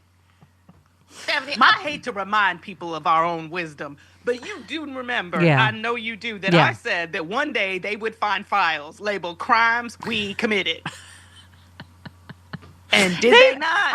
This has never happened, where they've blown up the government before they even get in? No. Not even in it. And what could possibly go wrong? No TSA, no air traffic controllers for Christmas. Yeah. How are we drowning before we're in the boat? You know what I mean? You know what? I hope they shut it down. Shut it all down. I hope people are in the airports when they shut it down. Wait, I'm gonna be at the airport. Don't. Okay, shut this country down. I'm here for it. Frangela are the two black women in that cartoon just having a drink, sitting on the roof, just watching everything burn. Yep. The 92% that voted for Kamala, just queens of I Told You So. And you can come join us up on the roof, Stephanie. All Thank y'all you. can't, because you weren't a part of the problem either. No, and let me tell you something.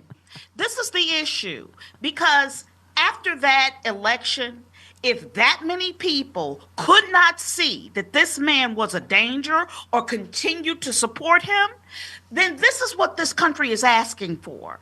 This country asked to be shut down. People asked to have problems with TSA. They asked not to get their checks. They asked because if you didn't show up and vote, that's right. The farmers that voted for him, for him, the people that need hurricane relief. It's just yes. Where was this? Hold, please. Hang on a second. Here's in the F around and find out stack. Right. There will be some cuts. Republican reveals Social Security is in Doge's crosshairs because I told you so. I told you they were coming for Social Security. I can't cry any more tears for y'all. I can't. People, and we all know some. People who didn't vote, or they're smart enough not to say it to me, so I know that they're hiding. Hang on, it's a big stack this morning. American businesses are waking up to the possibility that Trump isn't just bluffing when he has plans to slap massive tariffs on all foreign-produced products. Business leaders in recent weeks that have been cozying up to Trump more because of his planned tariffs say he could make their profits go poof. The people that... well then, you know what? Keep on going down to Mar-a-Lago and kissing the rain. Because I want to see your profits go poof. Ask for it. Yeah. Go down there and beg him to destroy your company. Francis, in some ways, I am surprised that you knew it was going to be this bad because you apparently did not know that Candyman was not about candy. As we discussed. You know what? So sorry. Y'all kill Christmas for me. You kill Christmas for me. I'm so sorry, Francis. I'm not okay. We were talking about a sketch that Carol Burnett did with, Sammy Davis Jr. Everybody, gather around. The Candy Man is here. Now, what kind of candy you want? Sweet chocolate, chocolate malt? It's about nose candy. Anything you want. You've come to the right man because I'm the Candy Man. I'm the Candy Man, baby. Who can take the sunrise? Oh, my goodness. With you. Oh, my Cover it with chocolate and a miracle or two. The Candy Man. Now... And did you also know that Magic Johnson and Kareem Abdul-Jabbar are two separate people? They're very separate. You know what? Yeah. You know what? That I think that that happened a long time ago. I should be, y'all should let that go. Just yelling at Kareem's back. Magic. Turn around, he looks so confused. I sent you guys a tweet this week about someone saying, well, eggs won't be priced lower, but at least there won't be any black ladies on Star Wars. No. And then you did a bunch of texts back, and I was like, you know what? My nerd blocker blocked your text out a long time ago, so I didn't even hear anything you said. We started talking about Acolyte. It was. I love Acolyte. Yeah, we know. I'm gonna beat you up later for your lunch money. We know. I haven't seen it yet.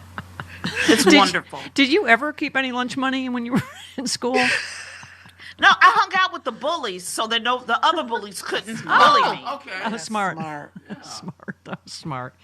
Yeah, wow. I mean, I guess we can't really be shocked, but this really is, what's that word again? Unprecedented. But by the way, do not say President Musk, because that is going to make someone super, super mad. President Musk. Can I get people to stop calling this the Department of, what is it, governing crazy? Yeah. Because it's not a department. Right. And unless they are elected officials or put into the government in that way, they don't get to. Congress controls the purse strings. Yeah. They don't get to do that. Well, I do not even understand why why are you having meetings? This is not an actual organization. Francis and I have the Department of Some Ain't Right. When are we going to meet with people? Yes. And that is a useful department. That is a very useful department. Yes. Yeah. We're replacing detectives all over this country. I am not in the, let's work together. They're not. No. How about this one? Go back to work. Tommy Tuberville demands to start cutting food stamps for poor people. They don't share any of your values. They're not going to cut anything that are in line with your values. First of all, they're going to take food out of your mouths. Yes. People who voted for him. Senator Football McDump. They're just the dumbest, meanest people in the world. He insisted it's time to start cutting funds for food stamps because poor people should go back to work. This is the House resolution concluded $10 billion for farmers. Food stamp. You're right. These are all the people that voted for Trump, and we tried to warn you. Yeah, okay. I may not complete a sentence for 4 years. Yeah, because I'm telling you something. There is some good news though. A biscuit maker got a little bit got a job, right? Yep. Herschel Herschel Walker, our new ambassador to the Bahamas. Yeah. Now, it's hot there, so he'll be shirtless. We'll be able to wear his fake badge on his, he's probably so dumb he'll just put it in his nipple skin. piercing. Yes, it'll be a nipple piercing. I'm going to tell you something. All that is that's another. There's a lot of blackness. Just put the blackness with the blackness. This is very basic. Yeah. Do we have a black to plug a hole in the Bahamas? That was exactly what that was. Exactly. Yeah. Let me find somebody. He's black, right? He was just plug him in. Just plug him in. Right. He was sharpieing whole countries. The other. Yeah. But you notice Tim Scott still ain't got nothing. See, this is the thing. That is going to give me pleasure every single day. Watching him get dressed. Come on, get dressed. What's his name? What's her name? The wife? Yeah. Megan. Come on. Melania. Come on. Yes. Yeah. Get dressed. Come on. We're going to stand out in front of the White House and wave until he does something. Bet you Herman By the way, I love getting into Trump family business with Frangela. I just lean on. I'm sitting on my front porch shucking beans. I got to talk to you about a couple. Because Melania, did you see a couple days ago, said that she worries for Barron because there's so much hate in the country. Sure, yeah. Who could be causing? I don't know who could be causing this hate and divisiveness that poor Barron has to somehow. You mean that anchor baby? Exactly. Yeah. Also, let me tell you something. We let Barron get away, and when nobody talked about him because everybody. But do you know that child is 6'9"? He is lurch. He's 6'9". Now, is he taller? He's 6'9". He's somewhere between Magic Johnson and Kareem Abdul-Jabbar, isn't he? Somewhere. Yeah. Yeah, but he don't look like either of them. No. And he was the person that came up with the strategy for Trump to go on all the podcasts. Yeah, the broadcasts. Do not sleep on Barron, everybody. All right, speaking of unqualified ambassadors, I heard you talk on Final Word about Ambassador to Greece, Kimberly Guilfoyle. Now, you speculated that they have already moved her out to Greece. When she got home, her stuff's already in Greece. Oh, we just packed your stuff for your new job, in a trash bag. In a trash bag. Yep. They didn't even get boxes. Nope, not at all. They used them all for the classified documents. That's right. Sorry, we just got trash bags. Look, we ordered a gyro for you. Everybody's really excited about your comments. Just get on up there. You guys talked about it on Final Word. So hilarious, the timing. So, literally hours after the picture of Don Jr. and his new hoochie mama. It's like the big announcement. She will be ambassador to Greece. Oh, my God. Okay. It cracked me up. Would you like to hear the latest gossip? Yeah, she's obviously a newer, younger model, this Palm Beach socialite. Donald Trump Jr.'s new girlfriend, Bettina Anderson, has ruffled feathers in MAGA land by showing interest in serving on a White House philanthropic committee and is generally not being sufficiently on brand. The 38-year-old's Palm Beach socialite has been pushing to lead the president's committee on the arts. Why not? And humanities. Okay. Saying she could help the incoming administration appeal to more sophisticated and liberal Hamptons and Palm Beach types. What? How about that, price of egg voters? Let's see. She has posted support for Black Lives Matter. Oh, what? Oh, my God. She posed in a mask during the COVID. What? Oh, my God. And has expressed zero interest in homemaking or child rearing. What? How long can Bettina last, Frangela? I ask you. Well, how long does it does Eritrea have an ambassador? Because she seems like she'd be really good at that. Or what's some other country nobody talks about? Right. Oh, my God. What a bunch of shameless grifters. I couldn't write this sketch. We couldn't write this sketch. If we wrote this sketch of the incoming crazy president's crazy cabinet with WWE and Herschel Walker and you would Dr. Oz, it's insane. Yeah. RFK Jr. Or if brainworms. Brainworms. Yeah. Maybe polio. Let's revisit polio. Literally. I'm just Yeah. And then Mitch McConnell trying to say, anybody who gets in here, who gets approved, they have to believe in polio vaccine. Oh, okay. Thanks, Mitch. Well, thanks for playing. Yeah, and of course, yesterday we just played it where he said there is no vaccine that is safe and effective. And so yesterday he says this. What's your position on the polio vaccine? Do you support it? Yeah, it's all good. It's all good. Because, of course, he's going to say anything he has to say, right? I mean, that could be the brainworm talking, but she's going to say whatever he has to say to get confirmed. I can't with these people. I can't. You can tell them they on fire, and they will be like, do you have any gasoline? They do not care about themselves. I don't know what to do. 20 minutes after the hour, off to a roaring Thursdays with Thursdays with Frangela. It's Thursdays with Frangela. I'm all cattywampus pre-vacation chaos. Okay, this portion You're a chaos agent. You are. I am a chaos agent.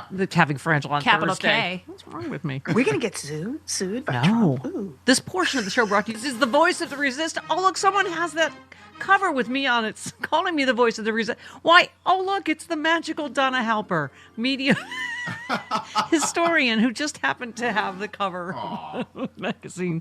Donna, I'm so excited to have you on. I've heard you on Bob Cesca. And I swear you had DM'd me, and I said, oh, my God, let's get you on the show. And then you said all these very nice things about me on Bob Cesca's interview show this week. And I'm like, I swear I invited you before you said nice things. I'm sure that's how it happened. Yeah, exactly. But you are so perfect for this moment. I loved your interview with Bob. As a media historian, my favorite question, I don't know if you remember Bob asked you, he said, is the pendulum going to swing back? Do we have a pendulum anymore? Is the pendulum broken? It's for sale. They're like selling it to people at Mar-a-Lago. So, can we get our pendulum back? I mean, we've talked obviously about, you've written extensively about just this, to me, the number one reason for this election, the disinformation and how much, bigger the right-wing megaphone is, which you talk about a lot as a media historian. But I mean, and as a broadcaster, I spent 4 decades in the industry, and I saw this coming, and I begged people to do something about it. I've been begging people to do something about it since 1987. I know. And this is the latest one. Poor Daniel Dale. Yeah. CNN's Daniel Dale. Oh my God, his head's going to explode from all the... I'm surprised he's not just blood spatter at this point. But just yesterday, Jody said, we're not playing any of his sound anymore. No. And Daniel Dale, it's all lies, Donna. It was all lies during the election. It's all lies now. So, of course, CNN felt like they had to go through it one by one. It's just all completely egregious lies. Well, what really irritated me was he gives this press conference yesterday, and he holds forth with he was playing his greatest hits, okay? It was the same thing you always heard. And how do people report about it? But at least he gave a press conference, which Biden never did. Oh, that's really the number one headline, that he gave a press conference, thank you, sir, for giving a press conference. Yeah. Yeah, but wrote that you just, this piece was so on point, Donna, and yet so depressing. You said what Joe Biden couldn't do and why it mattered. And you talked about being in your car listening to President Biden's speech about Syria and thought it was pretty good. Then you said, I saw it on TV, and you said whether I was supposed to or not, I felt bad for him. And you were talking about the famous Kennedy-Nixon debate, where people who saw the debate on TV said Kennedy clearly won. People who heard it on the radio said Nixon won. But we are just in this age now where, depressing as it is, as you said, apparently they want the Trump show. They want an entertainer. They want professional wrestling. They want bread and circuses. And I really wonder if his followers, who think that he is the greatest thing since sliced bread, I wonder if they've thought about the implications of some of his policies, because it's going to come down on them. And here's the problem. They will then be told by the right-wing media, oh, this is all because of the liberals. And I'm sitting there going, no, it's kind of not all because of the liberals. But if you hear the same thing over and over and over, I mentioned when I was on with Bob, I have a friend who lives in Tennessee, God bless her, and I jokingly refer to her as my right-wing fact check, because she is in that world where that's all she hears. Right. And she's quoting me back things that liberals believe, and I'm sitting there like, I don't know anyone who believes You're those like, no, and no. Did you hear Kamala run on any of this stuff? No. That's what I mean. It's not about what actually is. It's what people perceived was, from this massive right-wing disinformation chamber that then, leads the regular media by the nose. And so they're reacting to right-wing talking points rather than, Absolutely. I just saw, what was it called? The red one with The Rock. It's the Santa movie. It was good. And after I read your piece, Donna, I'm like, well, The Rock's going to have to be our next president.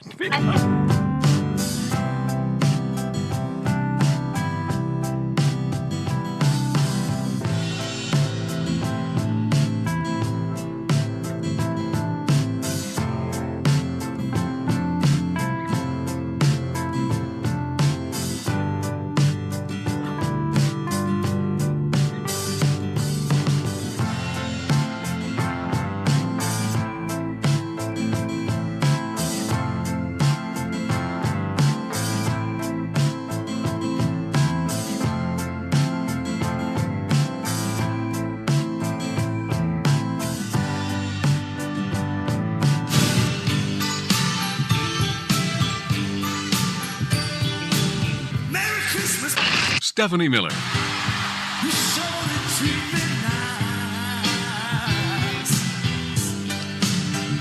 Oh, so little time, so much story. I've forgotten to Marie in Atlanta. You're on with Frangela to talk about them removing Fonnie Willis from the case for having consensual relationship with a fan. Hi, Marie. Hi, Marie. Hi. I was on a business call when you said, "Hey, we need to hear from Marie." I was like, oh. So I tried to blue sky you, but I don't even know, what do we call those now? I don't know. Them skying? Posts. I put up the bat signal, and here you are. Go ahead. There you go. So this was the appellate court. She does have a right to appeal to the Supreme Court of Georgia. In all candor, I think they were counting on her not winning re-election. She did handily. Okay. Yeah. She was faced by an extraordinarily well-funded, Republican-supported, completely inexperienced attorney. Of course. And so my thought is this: she will probably appeal to the Supreme Court. Our Supreme Court is largely Republican appointed, one member of whom was on the Judicial Nominating Commissions at the time that the spot he is currently in opened up. So he resigned from the commission so he could be appointed by the then Governor Nathan Deal. Yeah. So that's kind of, not really a good harbinger of what's going to happen. What happens to the case? I mean, in the meantime, it's so extraordinary that these, we can just be like, okay, well, none of these crimes happened. What happens? Yeah. So the case at this point is not dismissed.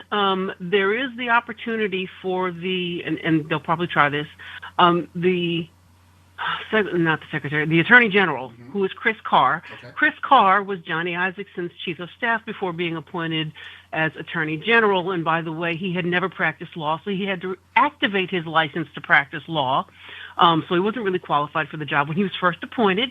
But Chris Carr would get to appoint the person who would continue the case, assuming it would be continued, and it would have to go through the prosecuting attorney's council for approval. So you couldn't just apply. You couldn't just appoint any old rando. Okay. Yeah. All right, honey. Thank you for that. All right, Francis, as you always say, they just had to get up in this black lady's panties, and yep.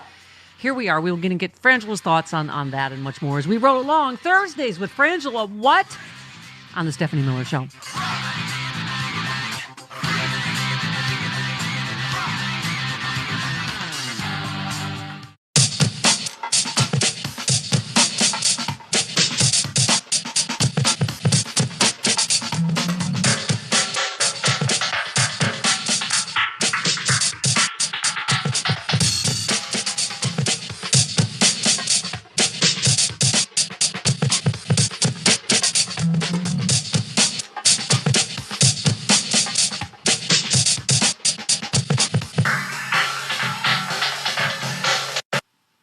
Welcome back, Arnie and Maggie Gunderson.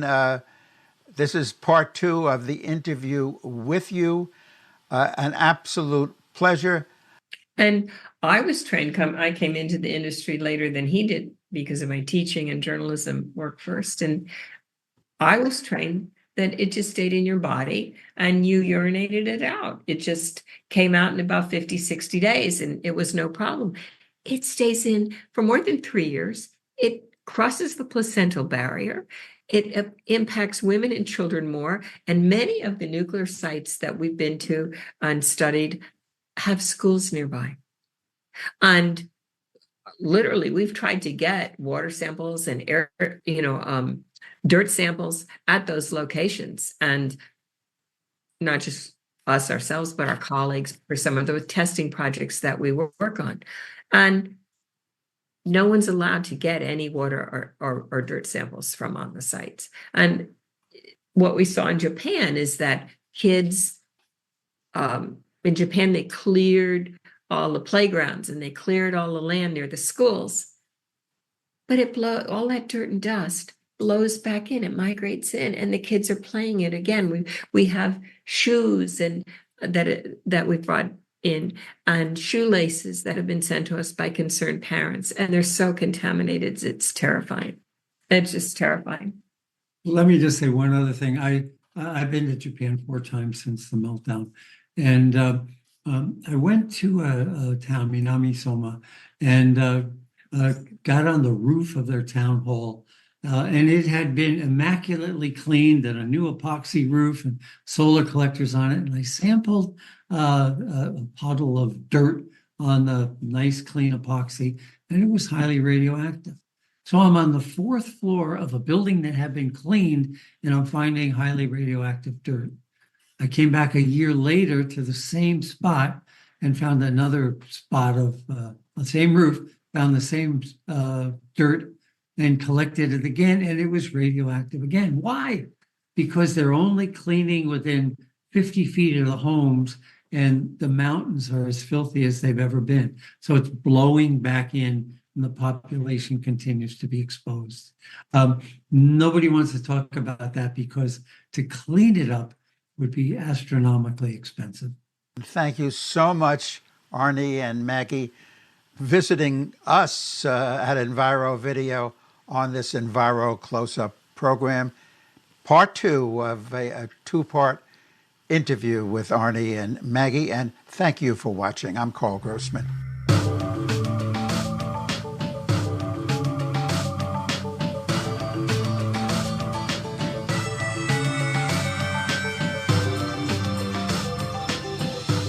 Hi, everyone. Al Roker here. As a guy with his own catchphrase, I appreciate that Smokey's only said, "Only you can prevent wildfires." But I'm filling in because there's a lot more to report. Like when there are parched or windy conditions out there, you gotta be extra careful with things like burning yard waste. After all, wildfires can start anywhere, even in your neck of the woods. Go to SmokeyBear.com to learn more about wildfire prevention. At Free Speech TV, we believe in the power of ideas. So stay tuned for marginalized voices and challenges to injustice, and celebrate diversity.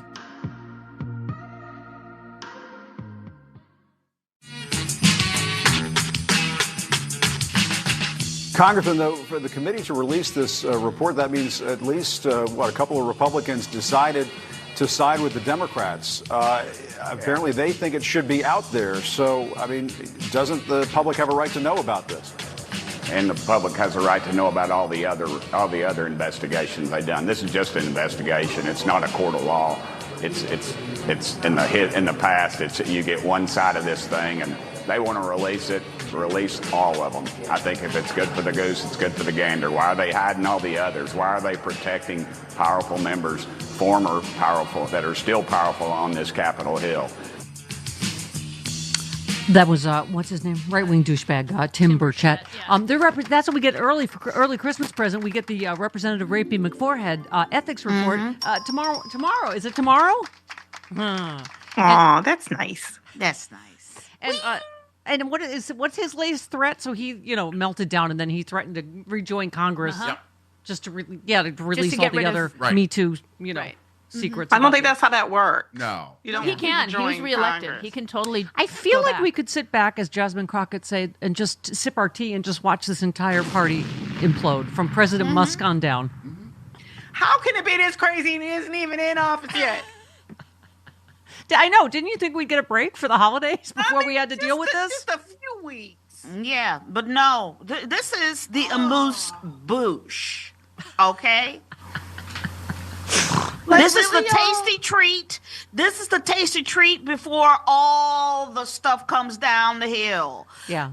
On our heads. And and this is who they are. And the other thing, obviously, the only thing I think they're going to do is revenge and retribution. Yeah. I mean, they've got Liz Cheney in the crosshairs. Even Jonathan Turley, who's the Fox News legal guy, torpedoed claims against Cheney. I mean, this is what I keep saying, Frangela.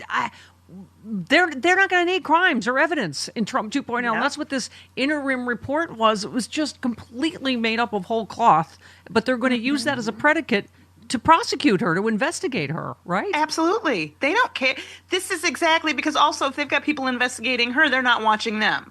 And that's the really important thing to them. But I look at what Trump tried with Ukraine. There doesn't have to be anything. You don't have to actually. That's what I said. You don't have to actually do anything. Just say you're investigating it, and that's enough. Yep. They don't care. And then you got a lawyer up. They don't care. And Jonathan Turley said Cheney was acting as a member of Congress in this matter, had an institutional interest. It's not a duty to pursue witnesses. Cheney said it was Hutchinson who contacted her directly after her third interview and added, I was very sympathetic to her situation, but I did not want our committee to be advising her on what she should do next. I told Cassidy she should consult another lawyer or seek his or independent advice on how best to move forward. So she basically dumped her Trump-funded lawyer. How's that not witness tampering, first of all? Trump paying for her lawyer for her to lie. So she decided to dump him and tell the truth. That is not witness tampering by Liz Cheney. I mean, but it doesn't matter. And they know that there are several levels of this court that they've shoved full of people who, as are not only not qualified, but completely in Trump's pocket. So we have to get, I think as Democrats or liberals, progressives, we tend to think about things like you can't do that. Right. And they don't see anything they can't do. Yeah. I keep saying it. We're playing by rules that don't exist anymore. Right? They don't care. They'll break it. For everybody else, let me tell you, we are living in Gotham now. We're about to live in Gotham. Lawless Gotham. Yeah. Yeah, that's what I keep saying. So Trump can just keep saying Liz Cheney's under investigation and blah, blah, blah. I mean, and they can tie her up. They can get her in. They can make her sit in courtrooms. They can make her. They absolutely can, and they absolutely will. Yeah. So I want to get your take. We talked earlier, to Carl, about AOC losing the key committee seat. I have to say, us. We love us some Nancy Pelosi. We did San Francisco Sexy Liberal with her. She's been to my home. I think she's the best speaker in our history. And I was saying further, as someone whose mom has broken their hip or leg at the advanced age, she's got to be in an enormous amount of pain. And but I just think this is a mistake. Absolutely. Joy Reid said yesterday, at this point, almost nothing the Democratic Party does makes any damn sense. They're hanging on to their gerontocracy and consultant class at the expense of their most loyal voters. And let's just be clear, they'll be fine while our communities pay the price. This gerontocracy seems like it's intractable. She just said, before faulting the Democratic National Committee for being run by donors and consultants and people who are locked into the old ways of doing things, which again, I agree with David Hogg on that. Like, I'm not saying we don't revere our elders in the party, but I think we need new blood like AOC and David Hogg. And it's critical right now, I think. My daughter, who is 18 years old, literally said, she came home from college and she said, the Democratic Party, everybody's a dinosaur. Yes. Yeah. Yep. She's 18 and she said, I see so few people that I can identify with that would, who have what I'm about being their first, policy, their top policies. Yeah. She's like, I can't identify with any of these people. They're all, she's like, for her, everybody looks over 70. And they are, Francis.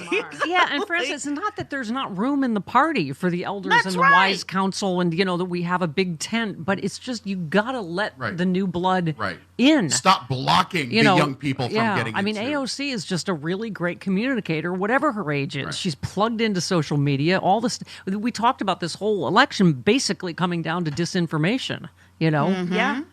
And so, go ahead. Sorry.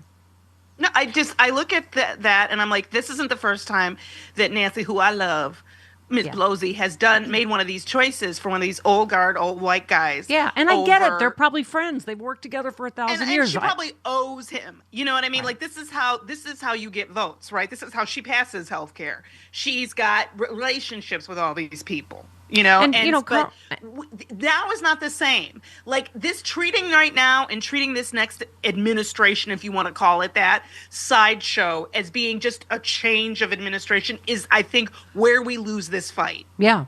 No, I mean, we have got to what do we call it? Reboot somehow for the fight ahead. And I just think, that, again, it's not pushing out other people. Like, Carl First said Jerry Connolly is his congressman. He's a great congressman and he's, qualified for this role. That's not the point. I'm not, we don't have to do the circular firing squad. There are tons of people who are qualified for the I'm role. just saying, let's elevate the AOCs and the David Hoggs. That's what I was saying. We give a platform to a lot of younger progressives on this show because that's right. And she's doing the work and she's taking the hits because she's one of the most known people in Congress, right? So she's taking that crowd, that insurrectionist mob. She's one of the people they were looking for specifically. Mm-hmm. And by the way, to Joy Reid's point and David Hogg and I think Max Burns, who we had on this week, they have got to look at how much they're paying these consultants and put some of it into, I don't know, progressive infrastructure. Right. I mean, I was saying we have so many great progressive voices, including Frangela, Final Word, John Fugelsang. I keep going through the whole thing. Hal Sparks, Midas Touch, Daily Beans just broke the top 10. Yeah. There are so much talent. Everybody here on SiriusXM Progress, on Free Speech TV, we have the talent, Frangela. We just, but how about spend some of that, consultant paying the same consultants millions and millions of dollars to keep losing and put it into information. And also with the layers and layers and layers of consultants that the party has, it kind of sands the hard edges of the message down into something that's so generic that nobody has any passion about. Yeah. I mean, AOC polling her voters after she won and Trump won in that same district. Like, why? I mean, that's part of the work we have to do, right? Yeah. Instead of just ensuring that the same things happen, and I think even discussions of Kamala shouldn't run, that's running back. Right. That is running back to a way of doing things and thinking that is part why we're here. They can suck my. Okay. I know. Yeah, Kevin McCarthy's like, Kamala wouldn't win as governor of California. Oh, shut up, douche nozzle. Absolutely, yes, she would. Like that. I mean, how many people have run again and won? Right, including Biden, on and on. It's just, I'm sorry. Including sorry. Trump. The one black lady, because it's not allowed to ever run again. Yeah, thank you. What are we looking at here? Yeah. I can't with, it's the fear. We have values, we have principles. If we actually lived by them, if we actually execute them, maybe that will work. Right. We don't have to give up our values, Frangela. We don't have to overcorrect. We lost by 1%. We got to stop being defeatist and whatever. But we do have to make some basic generational and other changes. That's why we keep saying. We got to get people voting. Yeah. Because the turnout was bad. Thank you. That's the problem. I gotta say, that's the thing that kills me, Frangela. Anytime someone says half the country, please correct them. Half the country is not fans of Donald Trump, voted for Donald Trump. 31% of the country voted for him. As you say, half of us didn't vote at all. Yeah. And those are the people we have always needed to be worrying about. What I fear is that because of the young male vote, that they're going to start running towards less feminist messaging and less, what they would call more appealing messaging to this group. No, we have a whole half of the country who is not engaged. Yeah. Yeah, exactly. Those are the people we should be talking to. Now, I heard you guys on Final Words talking about Luigi Mangione. Hi. Yes. He's going to New York to get a slice.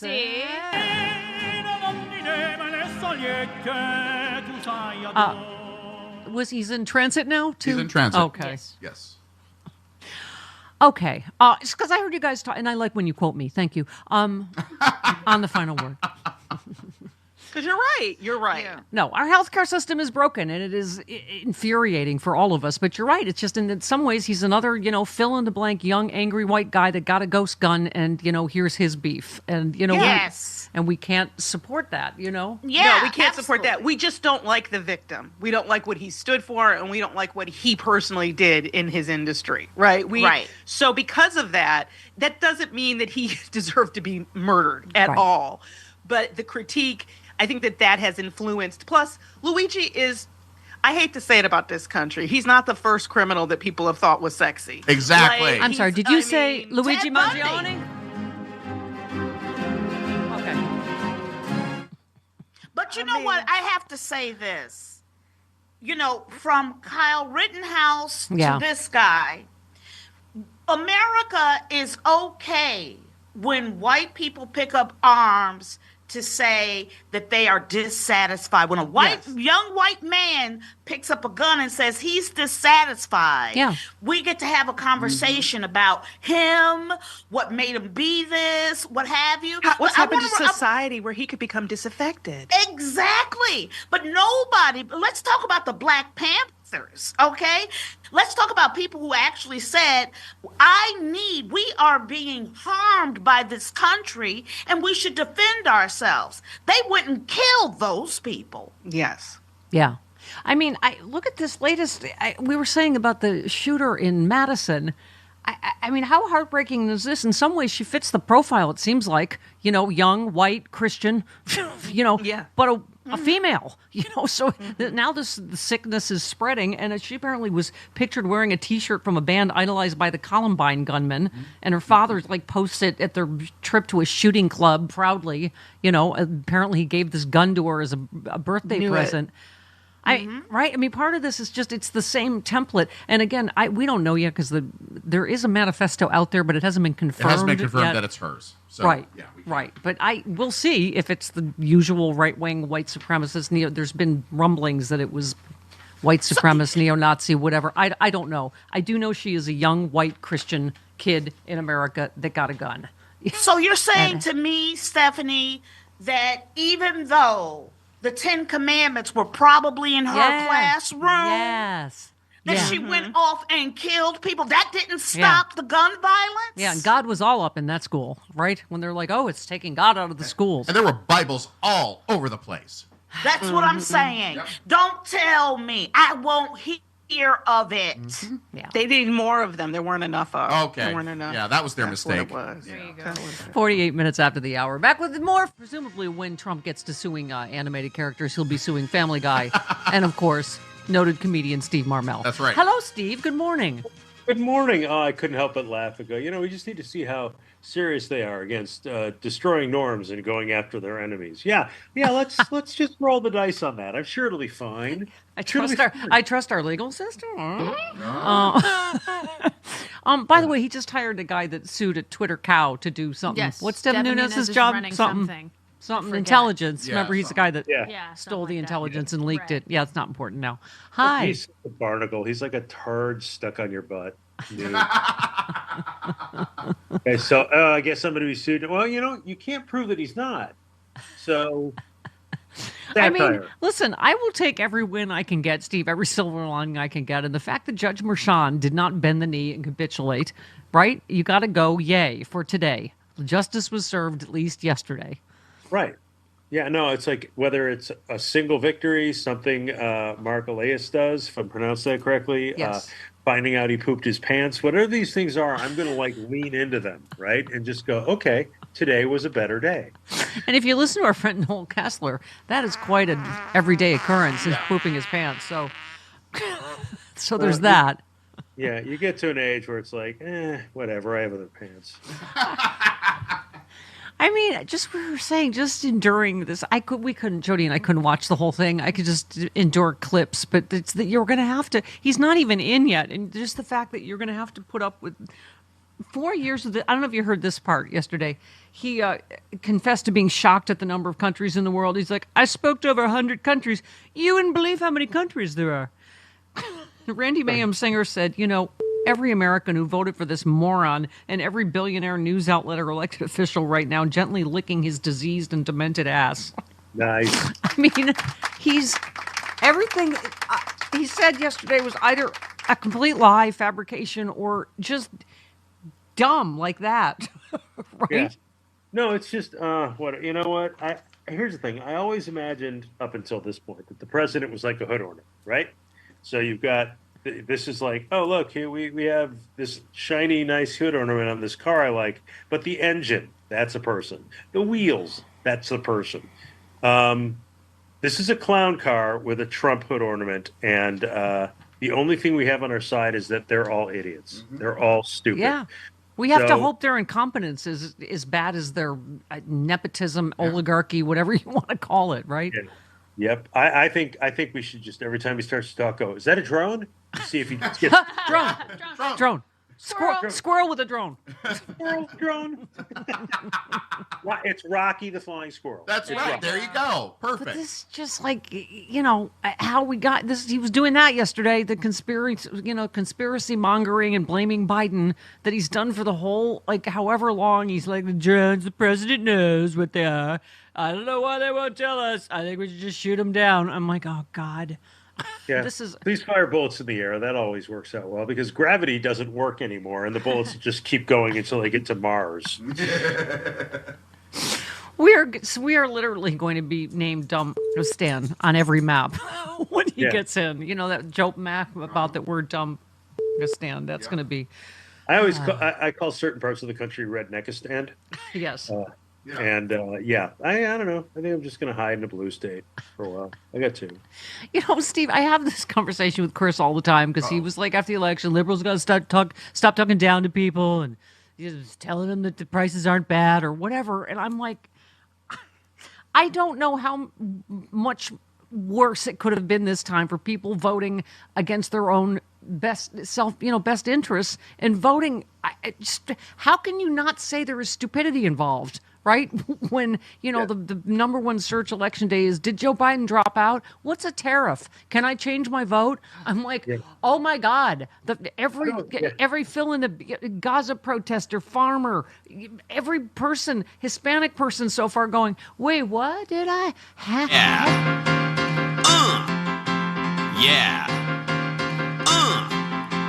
Yowza! Stephanie Miller. Christmas time is here. Happiness and cheer, fun for all that children call their favorite time of year. Hey! Yeah, it is the Stephanie Miller Show. Wow! Yeah. Richard Cheese. Yes, Richard Cheese. Merry Chris Mahana Kwanzaa. Yes. I know. Frangela here on a Thursday because they are off to off on vacation tomorrow. They're elsewhere tomorrow. Tomorrow we will have Glenn Kirshner, John Fugelsang, and Dino Badala. Okay, and then we're off. Could you take your organ out for me, please? Pope Francis says, we were just talking about Christian schools. Pope Francis says there's faith in humor. See, I knew he would like a good fart joke. Pope likes a good fart joke. Yeah, he does. He said, sometimes we unfortunately come across as bitter, sad priests who are more authoritarian than authoritative, more like old bachelors. Oh, well. Is that what you're calling them now? All right. That's what you are. Yeah. Then Paul Lind was an old bachelor, too. Then wedded to the church, more like officials than pastors, more supercilious than joyful, and this, too, is certainly not good. But generally, we priests tend to enjoy humor and even have a fair stock of jokes and amusing stories, which we are often quite good at telling, as well as being the object of them. Oh, I'm told that the entire Vatican listens to Final Word and Idiot of the Week in particular. And I urge you to, too. It's mandatory. It is in the canon, yeah. All right, look, speaking of jokes, can we talk about Trump's new hairstyle? I think it's mashed down from the MAGA hat. Did you see that video of him? He looks, oh my God, remember that website we loved, Chris? menwholooklikeoldlesbians.com? Yep. He is looking so much, and I say that as an old lesbian. Oh my God, have you seen that? Mickey Rourke never looked like you. How can you be the president the president-elect and not get better hair work? Like, I don't. He has no friends. No. He's doing mirrors. He has to make that nest every day. Every day. You understand? You understand how hard it is to make a nest every day? true. You got to get twigs and branches. What does he see when he looks at it? Because I think if he knew what we saw, he wouldn't do it. He has to get those materials, gather those materials every day, Angela. All that straw. All that straw. All that dye. He has to go get it, okay? Yeah, I hope that the tariffs don't affect his bird's nest or all the material that takes, but okay. Let me tell you something. He's going to start taking toddlers and ripping out their hair to put on his. That's who he is. All right, just when you thought we were done with the bad ideas for the week, Trump's allies have discussed dismantling a Depression-era reform system intended to prevent bank failures and maintain trust in the financial system. Oh, what could possibly go wrong? I don't think banks are going to go for that either. They're interested in shrinking or closing the FDIC, giving the Treasury Department oversight of deposit insurance. Former regulators say this idea would pose an enormous risk of terrifying Americans about the safety of their deposits and triggering bank runs. It would be a bank fantastic! Bank runs and polio and bird flu. Yeah, banks are not going to go. We're going back to the days of It's a Wonderful Life. Yep. Yeah, right. I'm just saying, you don't need to learn lessons anymore. What's the point? Let's just go through it all again. Yeah. Why not? Yeah, rum regulators said this is one of the dumbest ideas anyone could have, and it's a reflection of how incredibly out of touch billionaires are. In 2008, the FDIC was absolutely pivotal in stabilizing the financial system, making sure the great financial crisis didn't become a second Great Depression. Eliminating the FDIC or cutting it back would be a disaster for the American. And bankers don't want that either, and neither does Wall Street. So you feel like it's going to be a bunch of rolling disasters, But that's why the stock market tanks, right? It's like because they are panicking everyone before they're even there. Yeah. And it's like I don't know what to say. It is sincerely to me like they go to bed every night and go, okay, let's all think on what's the worst thing we could do tomorrow. Yeah. We can't rest on today's laurels of crazy. Tomorrow's a whole new day to make crazy. Yeah, by the way, when we talked about Luigi Mangione, similar to you, Dr. Redlener just tweeted, we had him on earlier, he said, the insanity of America's healthcare quote-unquote system is across the board, from access to cost to quality of actual care. The Trump appointments of RFK Jr., Mehmet Oz, and the rest of the unqualified team he's selected will take us to a whole new, very dark place of disorder, conspiracy theories, and scientific nonsense in medicine. Senators from both sides of the aisle must not let this happen. Well, I don't have much trust in the Republican side, do you? They're going to get bullied into submission, it looks like. Why wouldn't they? They have absolutely no backbone. Yeah. Their goal is to drive this country into the ground. Yeah. That's their goal. Yeah. I mean, that's all they're going to get done, apparently, is prosecuting Liz Cheney and other, enemies in their of Trump. It's theater. They're in it for the show. They're going to torture and terrorize brown and black people and get all that on camera. They're going to shut up the media. And I'm just saying the media, like, you did this to yourselves. Yep. Merry Christmas, Kwanzaa. We love you, Frangela, so much. We love you. We will see you in the new year.